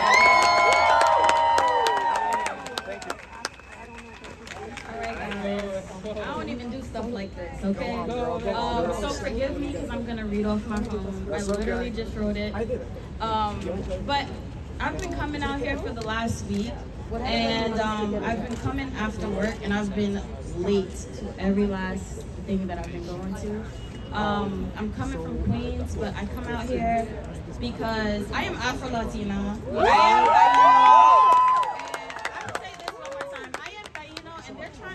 They've been saying that we don't exist either, so that's tea. But I'll save that for another day. I do come. That's right. I do come out here for my patients because all of my patients, majority, like 99%, are immigrants. So I do it for them. I do it for my friends that are going about the process the correct way to become a citizen here, and they're still getting shit for it. And they're too scared to come out to the protest because we don't know what's gonna happen when they come out here. I was with my friend earlier today, and I told him that, you know, I would invite you here, but I don't know what's gonna happen, so I'm just gonna go for you every time. I don't care if I'm late. I don't care if I'm like, I don't even know where I was the other day. I just see the advertisements and I'll be out. But I was like the only one there, and I was like, you know, fuck it. Fuck it. It is what it is. Exactly. And I've met so many people along the way. We are filled with a lot of anger because of what's happening, and I understand. But we're also here because we love each other. And in this crowd, there still is a lot of love and positivity. If there wasn't, we would not be here. Okay? Thank you. That's it. I hope y'all get home safe. And bye. What's up, New York? What's up? All right, guys. So my name is Sills. I'm a product of immigrant parents. I'm sure a lot of you guys are as well, right? I'm actually a nurse, and I'm fucking sick and tired of ICE coming in and trying to take my fucking patients. Because their last name ends with Z. Because it's Martinez, Hernandez, whatever the fuck it is, because their color of their skin. They try to get my sedated patients that just got into a car wreck, and they try to strong arm me, and I say, get the fuck out. Everybody deserves to exist. Everybody deserves health care. Okay, I have a chronic illness, I have multiple sclerosis, and I am a nurse, and I advocate for everybody because that's the way it's supposed to be. We're all human, we all have to stick together. It's what's going on right now. I'm seeing everybody and I'm loving it because this is like punk rock, man. Like I'm loving like the unity of the people.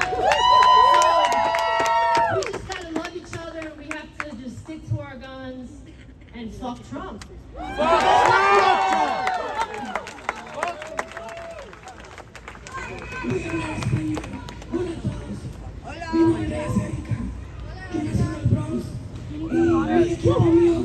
Se llama Sin Silencio. Nosotros hemos comenzado las protestas. Y yo les voy a decir una cosa. You want some water? I'm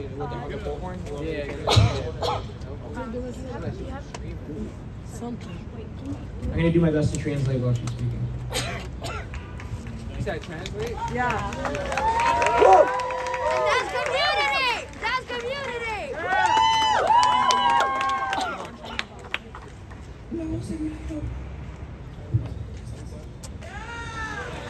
You got this, mama. You got this. You got this. You got this. Mm-hmm. In Mexico, there are a lot of kids that are just disappearing. The people are doing damage to all of the immigrants.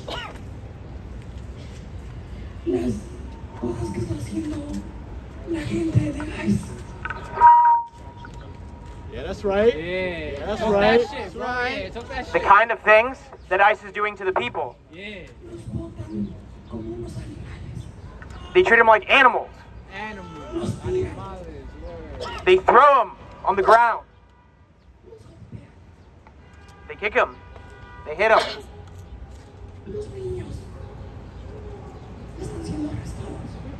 The kids are being arrested. All over the border. They throw the kids without their kids.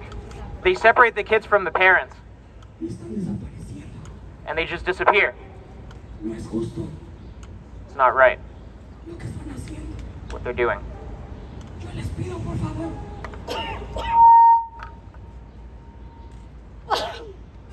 Está bien, mom. Está bien. It hurts.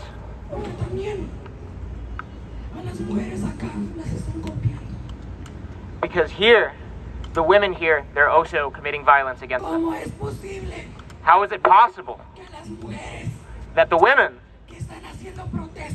that are protesting, the police, they pull their hair,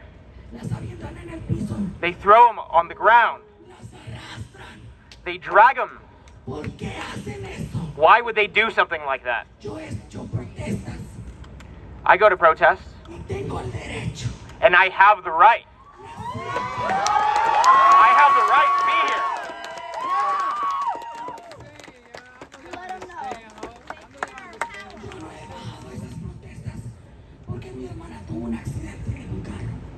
I've never left those protests because my sister had an accident in the car. But if I had come, and if I had come these days that they were protesting, I would not have let up. I would have stayed here. Not even if the media,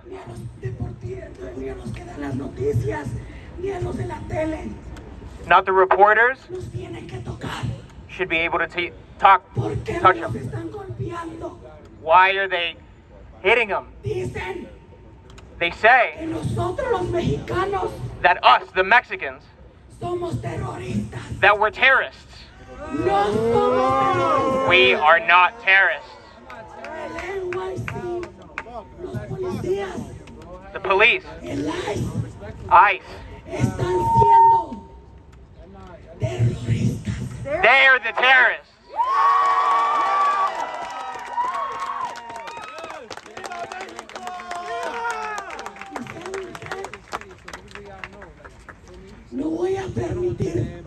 I will not permit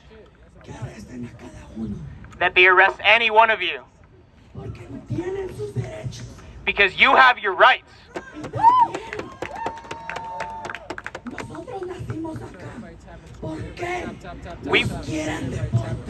We were born here. Why do they want to deport us? Let go of all of my people born here and all of my immigrants.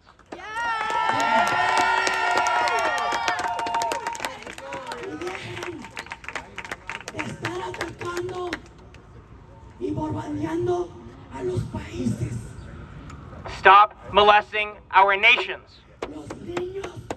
Our kids. They're dying.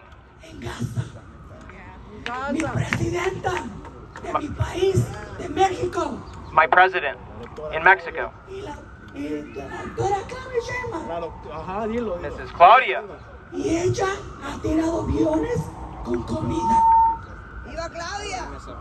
Y otros países también como China está ayudando. China sigue apoyando. México también. Y todos los países pedimos que apoyen a Gaza. Other countries are Y que helping ayuden a esos Gaza. niños. Other countries are helping us. China's coming to our help without any ask. They come and help, so why can't they come? And it hurts me a lot. Muertos. Porque no tienen piedad de ellos. No se vale. No es justo. Yo soy madre.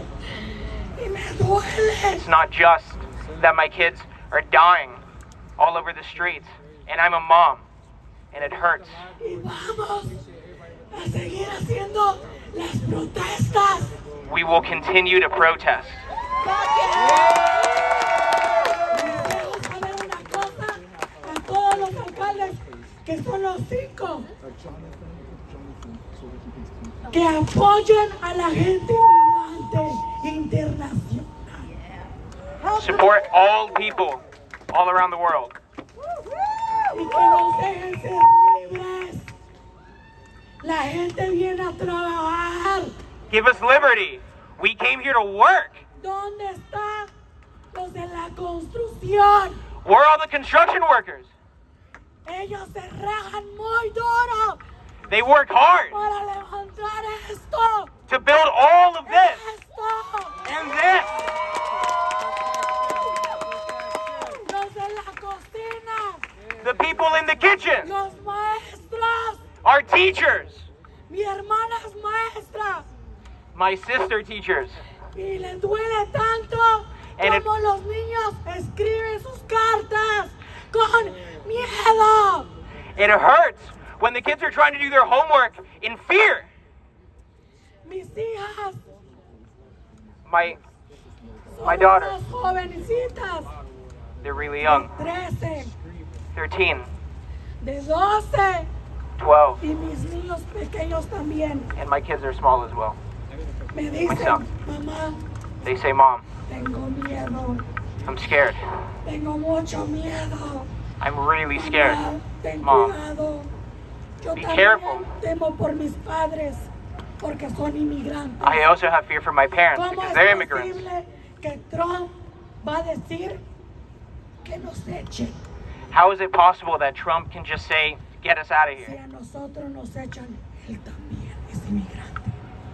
If us, they also get rid of our immigrants. Porque él dijo que a la gente nacida acá también tiene que ser echada.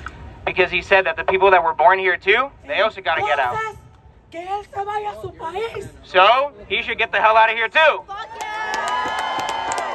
Aquí, los únicos que son americanos Because us who are Americans son los nativos. are the indigenous. Y todos ustedes. And all of you, Desde el grande hasta el pequeño. from the old to the young, Todos somos inmigrantes. we are all immigrants. No importa It doesn't matter que seas blanco, if you're white, negro, indio, hispano. black, indigenous, Hispanic. En mi país también hay gente negra. In my country, there are also black people. También hay blanquitos. And there are white people too. Y con ojos muy bonitos. Beautiful eyes. Así que ¿por qué? ¿Por qué nos hacen daño? So why would they hurt us here? Ahora les quiero decir una cosa. I want to tell you one other thing. Y que escuchen la policía. And the police better be listening to this one. Doblen su corazón. Get your heart out. Soft your heart. Soften your heart. To the cops, soften your hearts. Ustedes son latinos. There are Latinos in there. Tienen padres inmigrantes. And you guys have parents and kids. Así como la gente que está, que son que ellos también son policías, algunos están ayudando a nosotros. Gracias. Even to the police that are helping us on our side. Algunos. Thank you. Y también Some. los que son And de also, la federal. and also the federal police. Me orgullece algunos de la federal. Me siento orgullosa I am proud of some of those in the federal police. que me los mexicanos. The Mexican federal police. Los están soltando, los dejan ir. Esos apoyados. Gracias. Thank Mi you. equipo sin silencio. Stay without silence. Estamos apoyando a todo el equipo. Let's support the whole team. Thank you very much.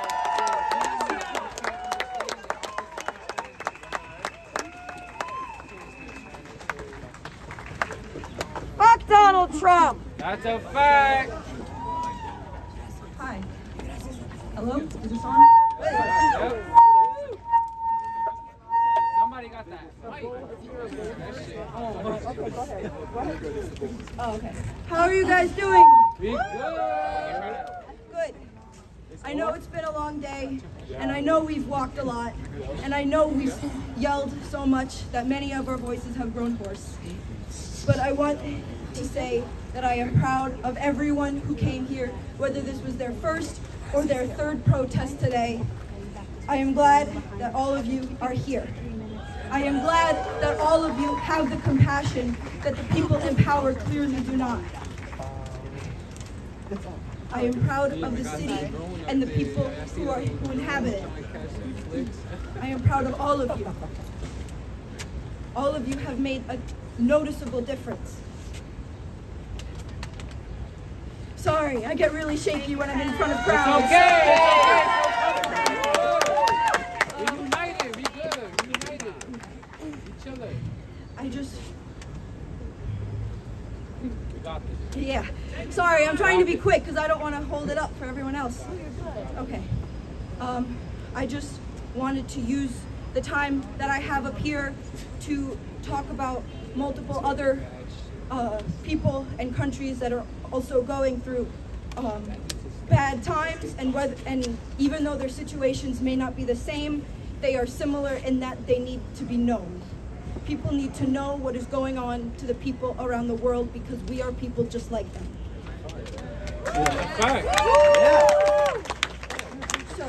I'm just going to rapid fire off of this. Palestine, the Democratic Republic of the Congo, Sudan, Afghanistan,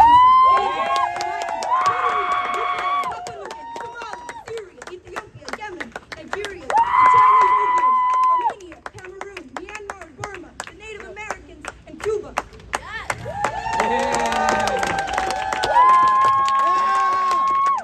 Understand, whenever you have the time or you're not doing anything, Make time to learn about these people around the world that need your help and need the support of people that can give it.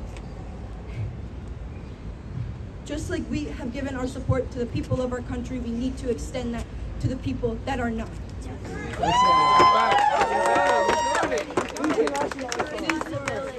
Many people say that humans don't owe each other anything, but I feel that we owe each other kindness and humanity and compassion and care and basics like food, water, housing, everything. People deserve to learn about the country that they're in, the people that came before them, their ancestry, their everything. People need to know.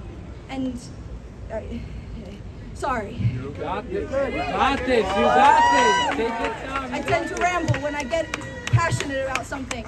And nothing is more passionate to me than the human lives around the world that are being ignored. Because I feel that as someone who is white, I should use that privilege to share the knowledge that I know. I feel that it's important to use my privilege to spread awareness and to educate others who may not know, to protest like I have, or to just educate yourself. Honestly, many people don't know. I don't know what I was going to say. I'm sorry. Many people just don't know things. And I feel that many people are ignorant, and whether that be intentional or not, I feel that ignorance is a weapon to be used against the masses, because the more ignorant you are, the more hateful you become. And that is why we are in the position that we are today. So many ignorant people in office, in power, have led us to need to fight for other humans. Because we are fighting for each other, for people. And what is more human than fighting for what is good? That's right. The only people that aren't humans are the ones that are trying to divide us.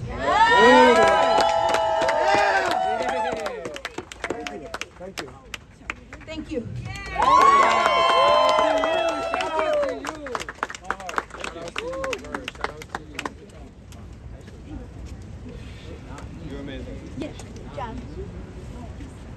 Hello, New York! Now bear with me, guys. I'll be real quick. Just bear with me, please. Oh, is this thing on? You want to know what I love about America? What?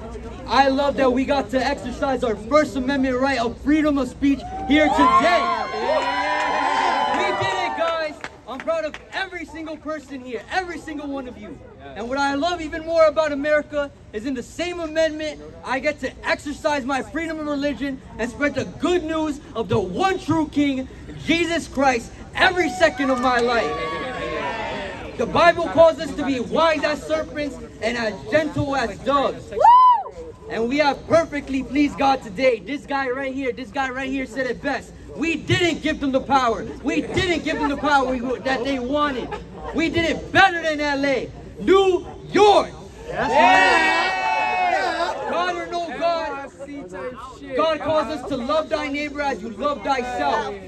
We have perfectly lived out the Bible in love here today. I don't even see just Latinos here. I see everybody here. Everybody could eat. Everybody could be happy. Almighty God, bring down your kingdom here today on earth as it is in heaven. I want to say this last thing, and I know you guys are furious with our government and Donald Trump, but let me remind you, our battle is not against flesh and blood, but against principalities, against powers, against rulers of darkness, and against spiritual wickedness in high places. Violence is never the answer, ladies and gentlemen. Be brave and have faith. Don't worry about anything. Pray about everything. The war against evil ends today. God bless you guys in Jesus' name. Thank you for making my life so beautiful. Freedom from religion! And I'm proud to be an American. Where peace I know I'm free. And I won't forget the man who died, who gave that right to me. And I'll gladly stand up next to you. And I'll stand up just today. And there ain't no doubt I love this land. God bless the USA. Thank you. The mic is go fácil. Hi, my name is Jasmine, and in spirit of this No Kings protest, this is actually dedicated to a letter to Trump. So, dear President Trump, my name is Jazz, and I urge you to reconsider your stance on immigration and the horrifying deportations being carried out without due process, overwhelming our country full of sorrow and frustration at the hypocrisy of such a stance. When if one looks well into our past, all of our great-great-great-grandparents were likely at one point or another, whether it be on the Mayflower to those who arrived in chains, immigrants on a land already home to natives of Turtle Island to begin with. The fancy cars, homes, golf balls, and martini glasses, soft toilet papers from the trees for your royal throne, all derived from the hard work of everyday people trying to have a better life for themselves and their families. In January 2025, just before you took office, my amazing, gracious, blessed family friend and guardian passed away from her brave fight in battling breast cancer. She was only in her 50s, yet such an incredible legacy of love, kindness, and caring for others in a way that this world seldom has the blessing of experiencing nor witnessing. She led a Christian school and was vice principal and was beloved by so many. I had the honor of knowing my family friend since I was just 8 months old, and I thank God every day that she found my parents searching in need of a babysitter. She was an immigrant. She came from Trinidad. She was one of the sweetest people I've ever met. All the important lessons, including the compassionate lessons of Christ, to love thy neighbor, being reminded always to keep sweet and cherish my prayer cards she would give to me on the drives home in New Jersey, often with me in tears being bullied by peers. Every notion and gesture of kindness and looking out for me will always be my cherished memories, and feeling closest to God and knowing such an incredible person full of so much love and light. And she was an immigrant, the very person you are going against. Unfortunately, she is gone, and just speaking with her, she would be able to change anyone's stance. There was so much love in her heart. Yet I know there are many people like my family friend who deserve the same love and sense of togetherness preached by her herself, rather than this hatred and spite, ignorance and his hostility towards your neighbors that continues to divide us. You and your colleagues are losing the true way. Alas, I pray that you consider your policies and remember that in such extreme and severe notions towards your neighbors, you are taking away mothers, fathers, loved ones, and separating families and children apart. As a mother faints in an elevator being dragged away in such an inhumane manner by ICE, or the father with a health condition being kept in a detention center without food or water, or medicine. I pray that you remember, President Trump and GOP, that your neighbors have journeyed here sacrificing everything for a better life, an opportunity beyond the quiet shores, their dreams vibrant in bleak towns and villas far away, once wide-eyed with wonder, dreaming about what is beyond the horizon. Thank you for taking the time to read my letter and speech. Thank you. God bless. my family friend and you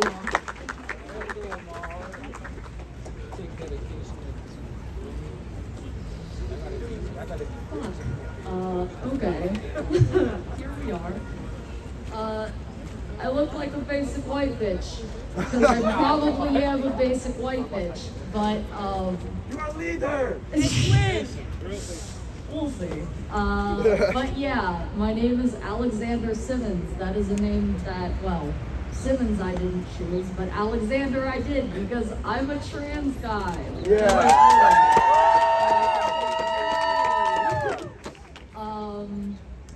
Funsies, I guess. I'm also gay. Figures. I got 5 fucking diagnosed mental illnesses, average Gen Z, like, I don't know. But, yeah, also half Brazilian, which I know I do not look it. I'm a ginger bitch, and it don't show. And I'm, the other half is Ashkenazi Jewish. And let me tell you, this shit is fucked up. It is so fucked up. By the way, Simmons was only changed to my last name because when my ancestors migrated to New York at Ellis Island, the fucking bitch-ass border people who were like, Shimon? No, your last name is Simmons now. Too hard to spell. I'm like, okay, bro. No, it's fine. It's fine. It's so nice. But yeah. So knowing that I had family members literally in Auschwitz, why the fuck are we putting, people, humans, in fucking concentration and labor camps? No. Fuck no. I don't fucking, I saw the footage of the people being sent to El Salvador, and I literally could not even fucking finish watching the fucking thing because I was trying so fucking hard not to cry because I saw my people in the Holocaust. I was like, are we blind? Are we just completely forgetting history? But I guess we are because a certain man by the name of Benjamin Netanyahu.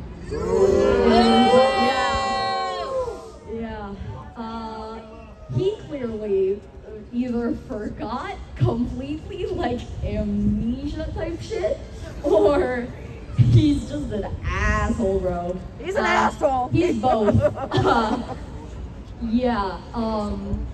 I will not fucking stand for a genocide being committed in the name of my people. Jews follow the same fucking Abrahamic thing of love thy neighbor. And Israel's a fucking made up state anyways. That shit's only like 70 fucking years old. Fuck it. Because Jews feel fucking safe here in New York, and we would feel more safe if that bitch Netanyahu stopped fucking slandering our name and conflating Judaism with Zionism. Fuck Israel. Also, class consciousness. I know a lot of people talk about this, but yeah, the rich are, they're fucked. Wealth, very bad. Capitalism, very bad. Yeah, that's the main problem. And they don't have any actual power. Money is fucking fake. You are people. They're like 3 people tops. So, yeah, we could beat the shit out of them. We could just yell at them. We could just ignore their life and their existence. The point is, they ain't shit. So, revolution, but not like horrible, but cool. Yeah. I mean, socialism and stuff. Love you guys. I love humanity. I mean, we suck, but we're also pretty cool. So, yeah. Well said. Thank you.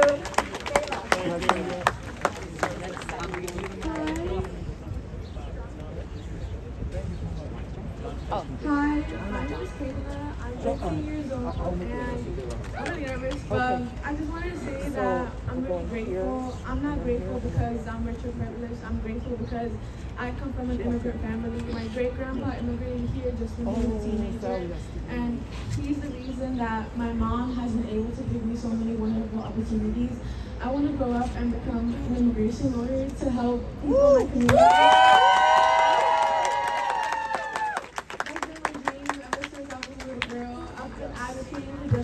Ever since my mom used to joke around to vote for Trump whenever I would do something bad when I was younger. I've been hating him since I was like 6 years old, and honestly, it's one thing I want to say is that I think it's so disgusting seeing women, especially Hispanic women, vote for Trump and talk about Latinos for Trump. He doesn't like you. He doesn't like our people. Right. And it's disgusting to see. And I'm 15. I can't vote, but I'm gonna canvass for someone.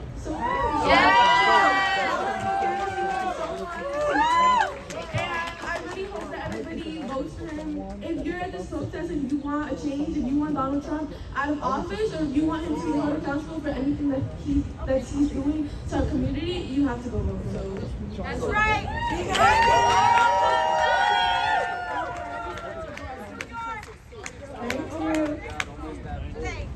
Hi, my name is Carla, and I'm an immigrant. I'm also a veteran. I wear these fatigues.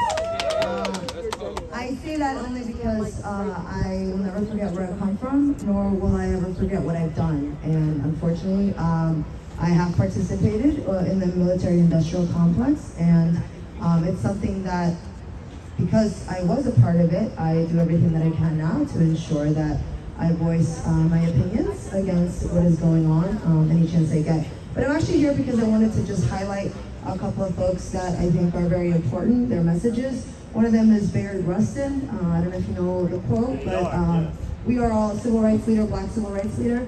We're all one, and if we don't know it yet, we're gonna find out the hard way. So that's one thing. And then I also, I'm a bit of a love preacher, so I wanted to read an excerpt from All About Love, New Visions by Bell Hooks, incredible educator, another Black American leader. In case you haven't noticed, I very much grew up as a student of history and very much learned from a lot of Black civil rights leaders. And Black women are the #1 demographic that are keeping us moving forward. So, okay, here we go. The moment we choose to love, we begin to move against domination, against oppression. The moment we choose to love, we begin to move towards freedom, to act in ways that liberate ourselves and others. That action is the testimony of love as the practice of freedom. We do this by choosing to work with individuals we admire and respect, by committing to give our all to relationships, by embracing a global vision wherein we see our lives and our fate as intimately connected to those of everyone else on the planet. In our society, we make much of love and say little of fear, yet we are all terribly afraid most of the time. Fear is the primary force of holding structures of domination. It promotes the desire for separation, the desire not to be known. When we are taught that safety lies in sameness, then difference of any kind will appear as a threat. When we choose to love, we choose to move against fear, against alienation and separation. The choice to love is a choice to connect, to find ourselves in the other, to live our lives based on the principle of a love ethic, showing care, respect, knowledge, integrity, and the will to cooperate. We have to be courageous. Learning how to face our fears is one way we embrace love. Our fear may not go away, but it will not stand in the way. Those of us who have already chosen to embrace the love ethic, allowing it to govern and inform how we think and act, Know that when we let our light shine, we draw to us and are drawn to other bearers of light. We are not alone. Thank you everyone for being here. Un amor, much love. Thank you. Thank you. And just so people know, we just have a few more speakers and we're going to wrap up, but you all are beautiful today. So let's stick with us for a few more speakers. Hello, New York City. All right. It's good to see you on this day that we are condemning our geriatric in chief.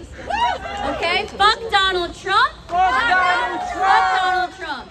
He recently came to see a show, Les Mis. I'm sure you've heard of it. How ironic is that? Okay, since we are on, he wants to talk about the French. I think we should all talk about the French right now and how they protest and why it is so effective. The French people are annoying. We need to be annoying. Right? Channel your inner annoying. If you are a sibling, you know what you need to do. Oh, hell yeah! You know. All right. First, they join a union. Okay, they join unions. You need to join a strike committee. Join a neighborhood group. It is no man out for himself. We are all together. It is one for all and all for none. All for one. You know what I'm trying to say. All right, I didn't rehearse this. All right, if it affects daily life, we need to cripple it. If you know a sanitation worker, stop him from picking up the trash. Okay, no buses, no school, walk out of school. It needs to disrupt your daily life, but we will not see change. We will never see change. No trains, no buses. Block infrastructure. The police will not like that one, but it is what we need to do. Yes. We need to halt rail lines. We need to be in the freeways. We need to go to the stadiums. These people love sports. Fuck their sports right now. Show up for each other. It is so important, and we can stand here and we can preach peace and love and kindness all day long, but if we do not get up and act, we will never see change, and we must be relentless. Yes! The boycotts of the civil rights movement wasn't a day long. Rosa Parks didn't say no, and then the world changed. It was years. Same thing with the Holocaust. There were 45,000 concentration camps. During that time, the people knew what was happening, just like we are aware of what is happening in our country and outside of it. We cannot numb ourselves to the reality of what is happening. I wake up to bad news and I go to sleep to worse. I am tired of seeing babies ripped from their mothers, cops punching through windows to abduct a mom from their child. It is not right, and we need to end it. Nothing else matters right now more than each other, and we need to show up. So I please urge you, implore you, to be fucking annoying. Please, let's stand together and let's make change happen. Let's be fucking annoying. Please, let's be fucking annoying. Let's be like the French. We can do this. We're from fucking New York. I believe in you. Viva la revolution. Please, there we go. All right, thank you so much. And please, please, please do not forget to get involved, get organized. This doesn't end when we all go home and go to sleep. This is our everyday. This is all day, all night. Help any way that you can. If you can't make it, support someone who is there. We need to work together, and we need to have each other's back, because our government doesn't give a fuck. All right? It is easier. It's almost as easy to buy a gun in this nation as it is to buy a politician. Damn. And with that, Election Day in New York is happening. Early voting is happening here in New York. Please do not rank Andrew Cuomo. Do not rank Andrew Cuomo and vote for Zohran Mamdani. I love you, New York. Stuttering neck, I'm nervous. of your day, and please don't forget each other and being one. Thank you.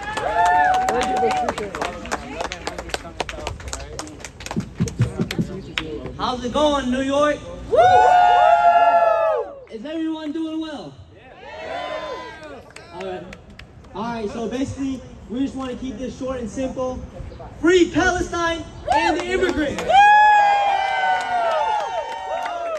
also, last message from me is, I just want everybody, like, just go be great. Everybody go be great. Just go be great, kids. Tahad al-Maqam!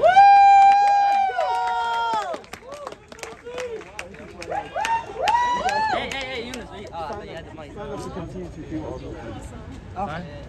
All right, New York, how are we feeling? I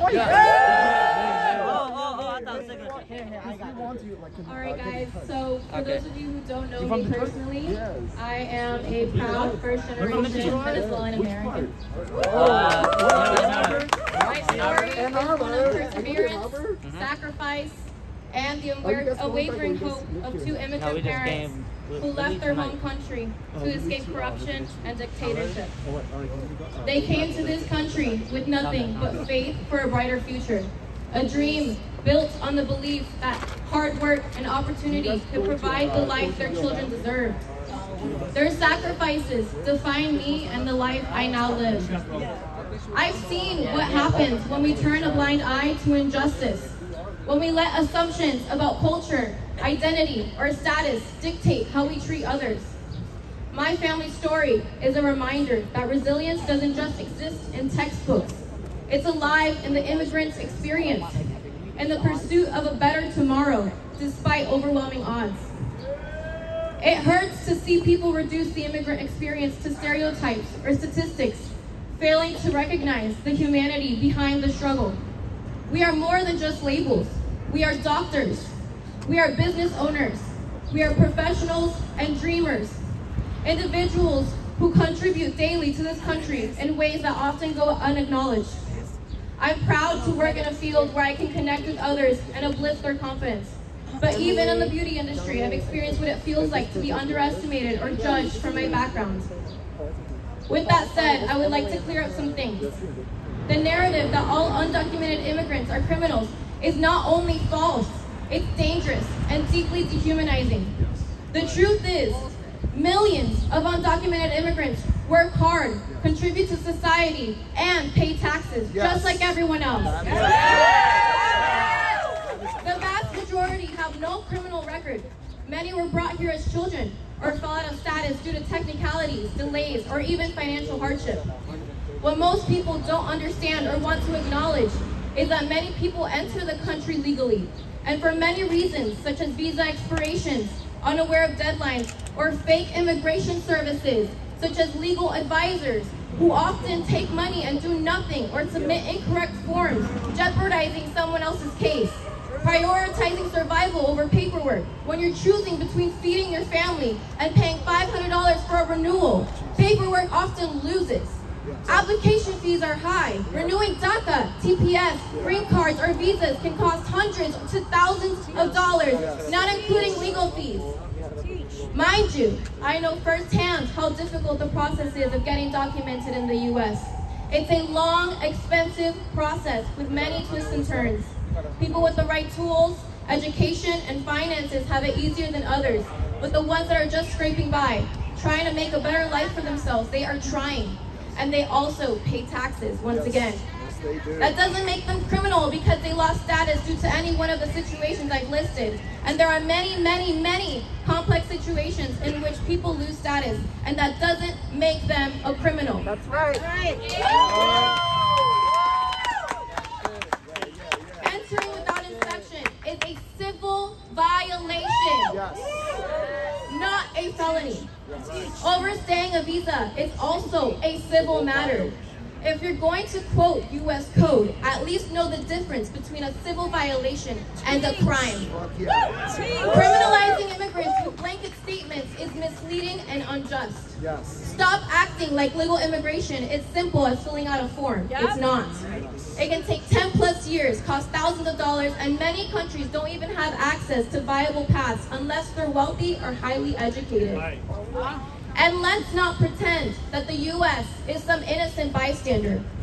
U.S. foreign policy, coups, sanctions, and trade deals have directly destabilized countries in Latin America, pushing people to migrate in the first place. We cannot cause the fire, then lock the door on the people trying to escape it. Immigration isn't a deli counter where you can take a number and wait. The U.S. immigration system is a tangled web of categories, from family-based, employment-based, humanitarian, etc. Each has different criteria, wait times, and country caps. Two people can apply on the same day and have completely different outcomes. Doing it the right way isn't an option for most people. That doesn't mean that they are cutting in line. It means they didn't have a line to begin with. Refugees, victims of violence, and those fleeing economic collapse often don't have the luxury of waiting 10 to 20 years in a corrupt or unsafe country for a visa that may never come.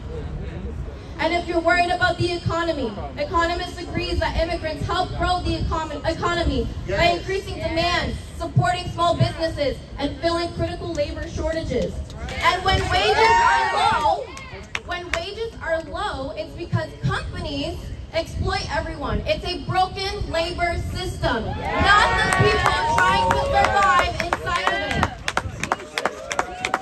Immigrants are a net benefit to the U.S. economy. According to a 2017 report by the National Academies of Sciences, immigrants pay billions in taxes. In 2019, immigrants paid $492.4 billion in total taxes, including $183.3 billion in federal taxes and $139 billion in state and local taxes.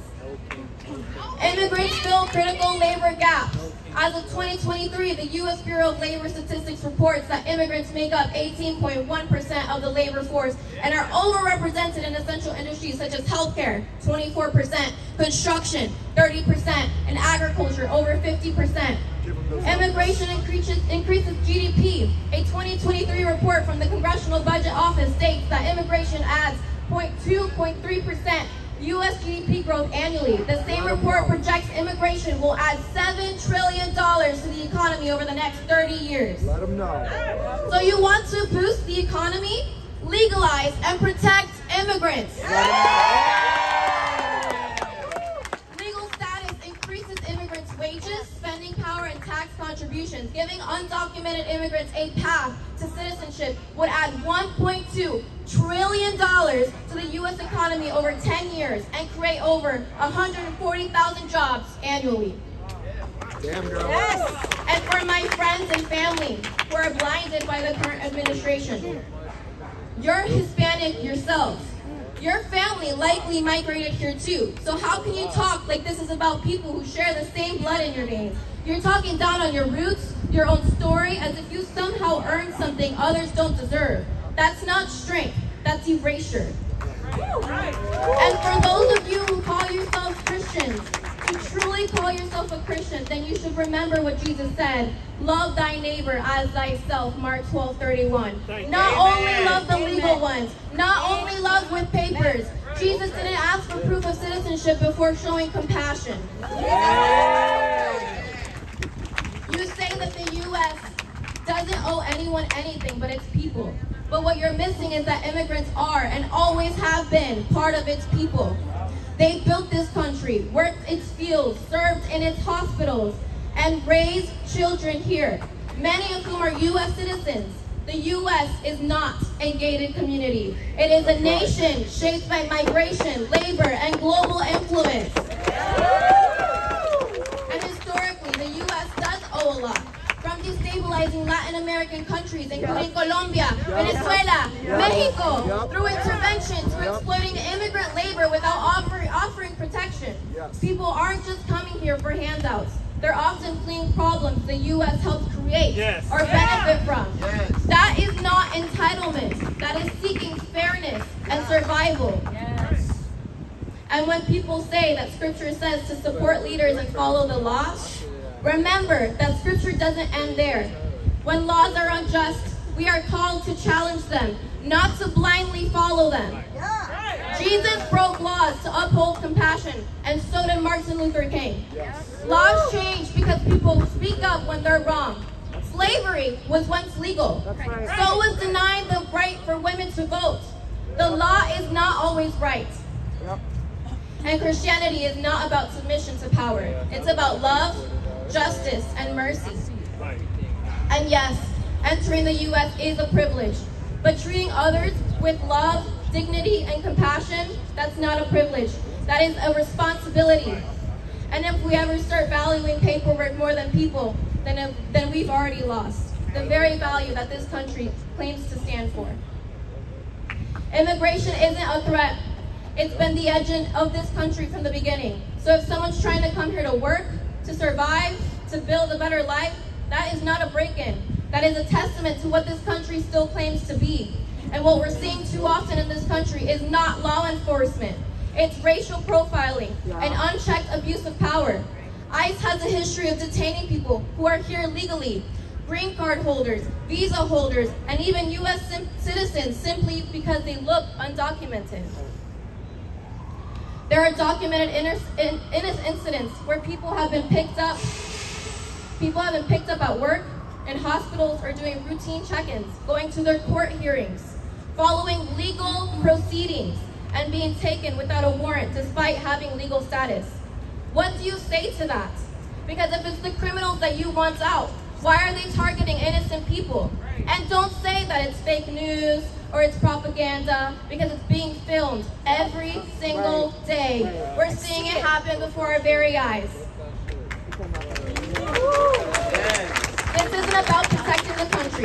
This is about fear tactics and targeting people based on skin color, last names, and accents, not on any actual violation of the law. Being brown or speaking Spanish is not probable cause, and enforcing the law should never mean tearing apart families, violating human rights, or ignoring due process. Once again, I'm a first-generation Venezuelan American. My very existence here is because my family fled a corrupt government. I know firsthand what failed leadership looks like, but that doesn't give the U.S. a free pass to mistreat people in the same way. Loving this country means holding it accountable, pointing out injustice here, especially when it impacts people who look Hispanic or share my background. This isn't anti-American. It's the most American thing that you can do. And one last thing. Why is it always our job as immigrants or children of immigrants to fix the broken government while staying silent about injustices here? We're allowed to care about both, but I live here, I vote here, I pay taxes here, and I built my life here. So yes, I will speak on what happens here. And let's be very clear. Loving this country doesn't mean blindly accepting everything that it does. It means holding it accountable. Wanting to live up to the ideals it claims to stand for. Liberty, justice, and equality for all.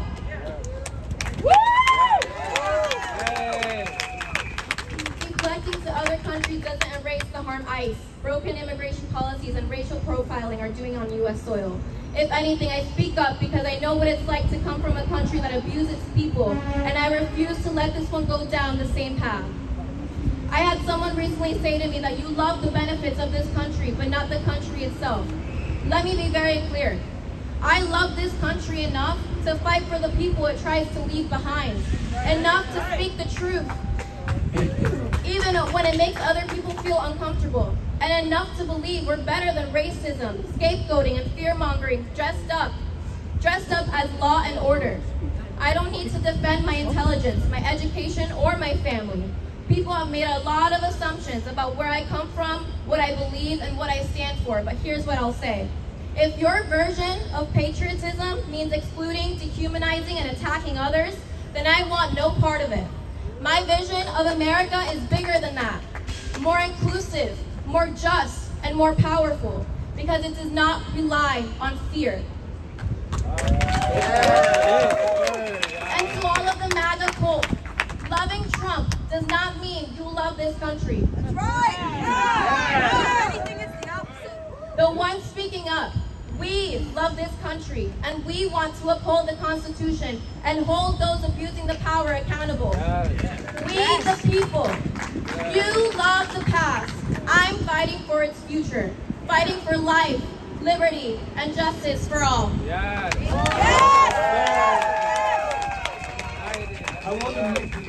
I want to make clear that BAM, by any means necessary, our organization supports open border for this reason, because there can be no justice when the Supreme Court is dominated by Donald Trump and the laws are not just. We think, I'm actually a paralegal for immigrant rights. We defend the legal precedents. They're won by the movement, but fundamentally, that's going to be won in the streets. And so I think that that is really what we're fighting for, is opening of the border for all. Our next speaker. I'm kind of nervous, I'm sorry. Good evening. This is my first protest. I'm an 18-year-old. And I feel like it's very unfair how I go to work every day. I started working there when I was 17, just graduating from high school. And I feel like it's so unfair how I go in there, take care of so many residents who vote for Trump, who tell me every day how I'm an immigrant, how I'm illegal, how I'm ugly, how I'm all of this, but they don't know me. And I go in there with love and take care of everybody with the same love and respect my mother raised me, the same love and respect my grandma raised my mother. So, at the end of the day, all I want to say is thank you to my grandma for bringing my mother and her kids all over here. Because of her, I have a better future. And what is a future under Donald Trump? There's no future under Donald Trump. So please, speak out, go out, speak up, work hard, and don't believe in that stupid motherfucker.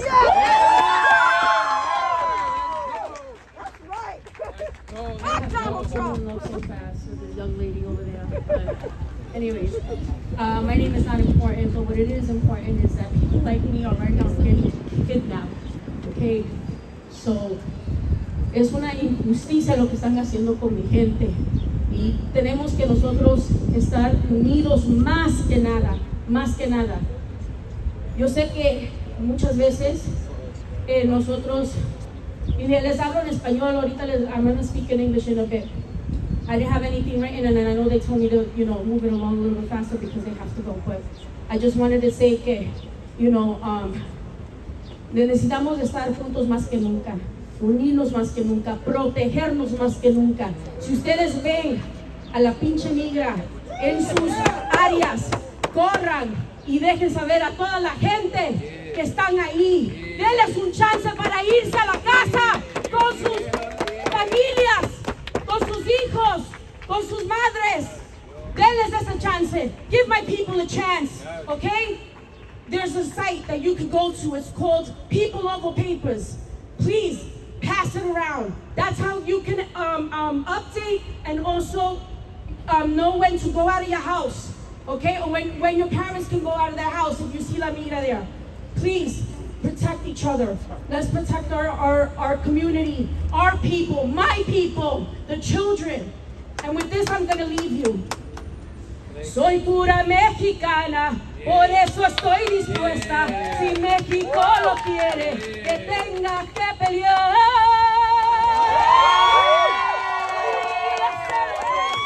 A cambio me lo dado, y como buen soldado yo se la quiero dar. ¡Viva México! ¡Viva América! ¡Viva América! ¡Consuelo bendito de Dios! ¡Viva México! ¡Viva América! ¡Viva América! ¡Consuelo bendito de Dios! ¡Viva México, cabrones! Don't forget those motherfuckers.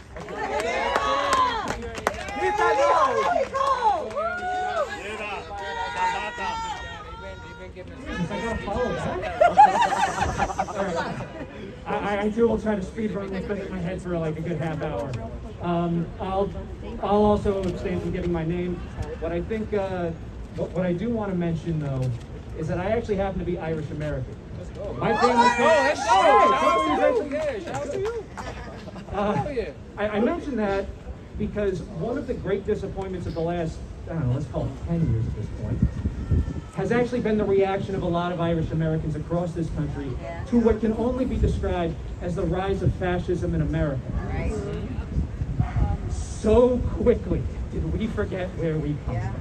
So quickly did we forget that when we came to these shores looking for a better life, fleeing, if not outright genocide or civil war, but just the overreach of imperialism from Britain, we were also called subhuman. We were also thrown into prisons. There was a time not long ago that the paddy wagon was not the wagon the paddy drove, it was the one you stuffed him in. We forget that John Riley led 200 of his fellow Irishmen against the United States government, switched sides during the Mexican-American War to fight against what was a very obvious land grab that was extremely controversial at the time. We forget that what's happening in God, I'm sorry, You good, bro? Take your time. You good? Sorry, the adrenaline just hit and I realized I'm speaking in public. Taking your time. We forget that what's happening in Gaza and the West Bank is exactly what was done to Belfast and Derry within living memory. And I'm actually quite proud, not just of my city in general, but of my fellow Irish Americans who actually are waking up, or maybe have been awake the entire time. Maybe there's some fucking hope for the rest of us. Thanks to Bill Burr. But I guess since I'm by default the last guy on the docket, one thing I would like to leave you all with, that in those moments when it does look dark, that in those moments when it does look too bleak and the problems seem too big, when you see that what's happening in Washington on this very day, and for years at this point, is the same things that were happening 85 years ago in Tokyo, in Rome, in Madrid, and in Berlin, I would like to ask you to remind yourselves, how did it work out for them? I can tell you the bunker didn't work. Yeah. And that's my speech. You all are beautiful. We got one speaker and then we're wrapping. Oh, I guess I wasn't the last guy. Guys, I'm gonna do it real brief, but I'm a yapper, so bear with me, but I'm gonna be quick. I'm on a sprained ankle right now, so yeah. I walked here with you guys from the public library, straight over here. I have been there at Federal Plaza with immigrants, I've housed immigrants, and I've sat there at Federal Plaza overnight just so one person could get a fucking phone. And do you think she got that phone that night? Nope. She had to go back the next week just to fucking walk around New York City. My mom speaks no English, my dad speaks no English, and my sister doesn't even speak some English. I have to be the representation for them. I already am an advocate for harm reduction, I'm an advocate for cannabis education, and I want you guys to sit here and look at everybody that's here and give yourself an applause, because we're here fighting the great fight. I haven't peed in like 8 hours. I need a fucking blunt, and I have no voice. I can hear you loud and clear. I've worked under immigration lawyers reading firsthand accounts of these immigrants, and they're in pain and they're suffering. Even though I'm on this sprained ankle right now, my socks are soaked, my ankle brace is soaked. At the end of the day, the pain that I'm facing right now does not amount to the pain that our immigrants are facing. I was born in this country and I have the privilege to be a citizen. My mom became a citizen. I watched her become a citizen in the 8th grade. What benefits has she received? She's still living in NYCha, struggling just to get some heat. We're living off of food stamps. I live on my own. I'm only 22 years old and I live on my own, and the same government that gave me the resources to find an apartment, the same government that gave me the resources and allowed me to look at different shelters, work with homeless people, is the same government trying to take that away from me. I signed all these papers. You can sign all these papers, signing a lease with whatever organization you want to. And then there's still people above you trying to take it away from you. They're trying to convince you that they're doing you a favor, but they're not. They're trying to convince you that you guys have to fight each other, but we're not about to do that. I watched two people argue today. No, cut it out. We're here to fight with each other. We're not here to fight each other. And I'm gonna cut that. I'm gonna be done here because I gotta pee, dead ass. So, yeah. Wait. If you have bottles, please recycle them. If you collect them, I have bottles. Do not leave your trash so we can continue doing events like this. Do not leave your trash. Don't leave. Don't leave your trash around, y'all. Okay. All right, one super quick announcement, and then Justin's going to wrap up. Thank you all for staying. I'm Nicole. I'm from Detroit. I was wrongfully terminated for trying to exercise my FMLA leave in 22 in Detroit. And there's a woman here in this similar situation. Her name is Hannah Lopez, a restaurant worker who was fired for exercising her sick leave rights and teaching her coworkers to do the same. So clearly she's a leader and we gotta protect her. It takes years to get workers reinstated after this happens, and it's getting worse under Trump since he's, kicked out everybody in the civil rights offices. She's fighting the top anti-labor law from the country, and her outcome is gonna affect millions of workers in Detroit. So there's a email, you can go to info@protectessa.org. info@protectessa.org. We have flyers that have a QR code if you want to come up and scan that. Thank you. Justin's going to finish that first. I want to say that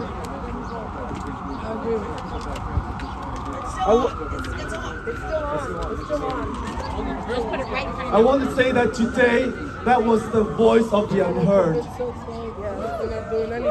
I have been to so many fake demonstrations and so often by big organizations that will not let regular people speak.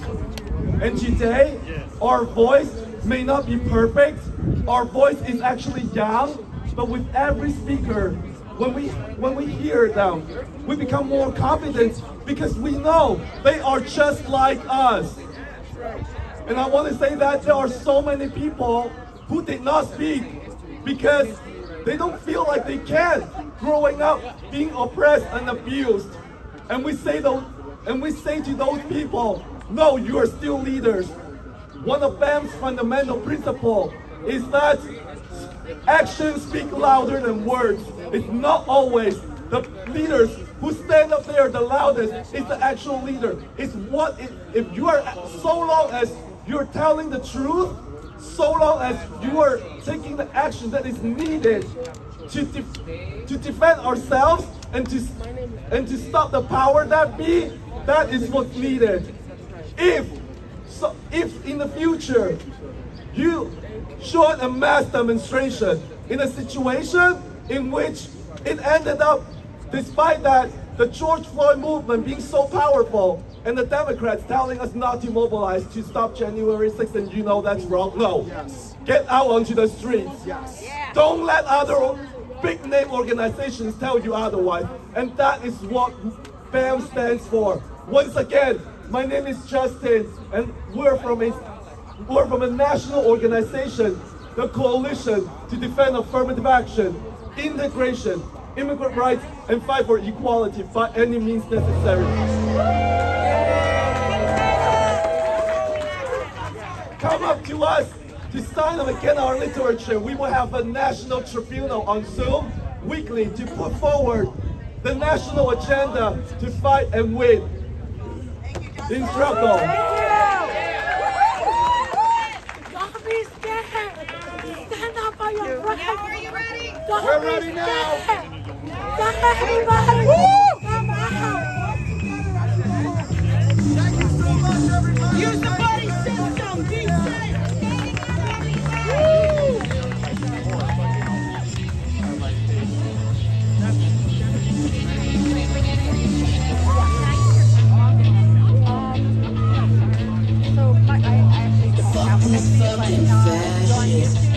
kiss all ass.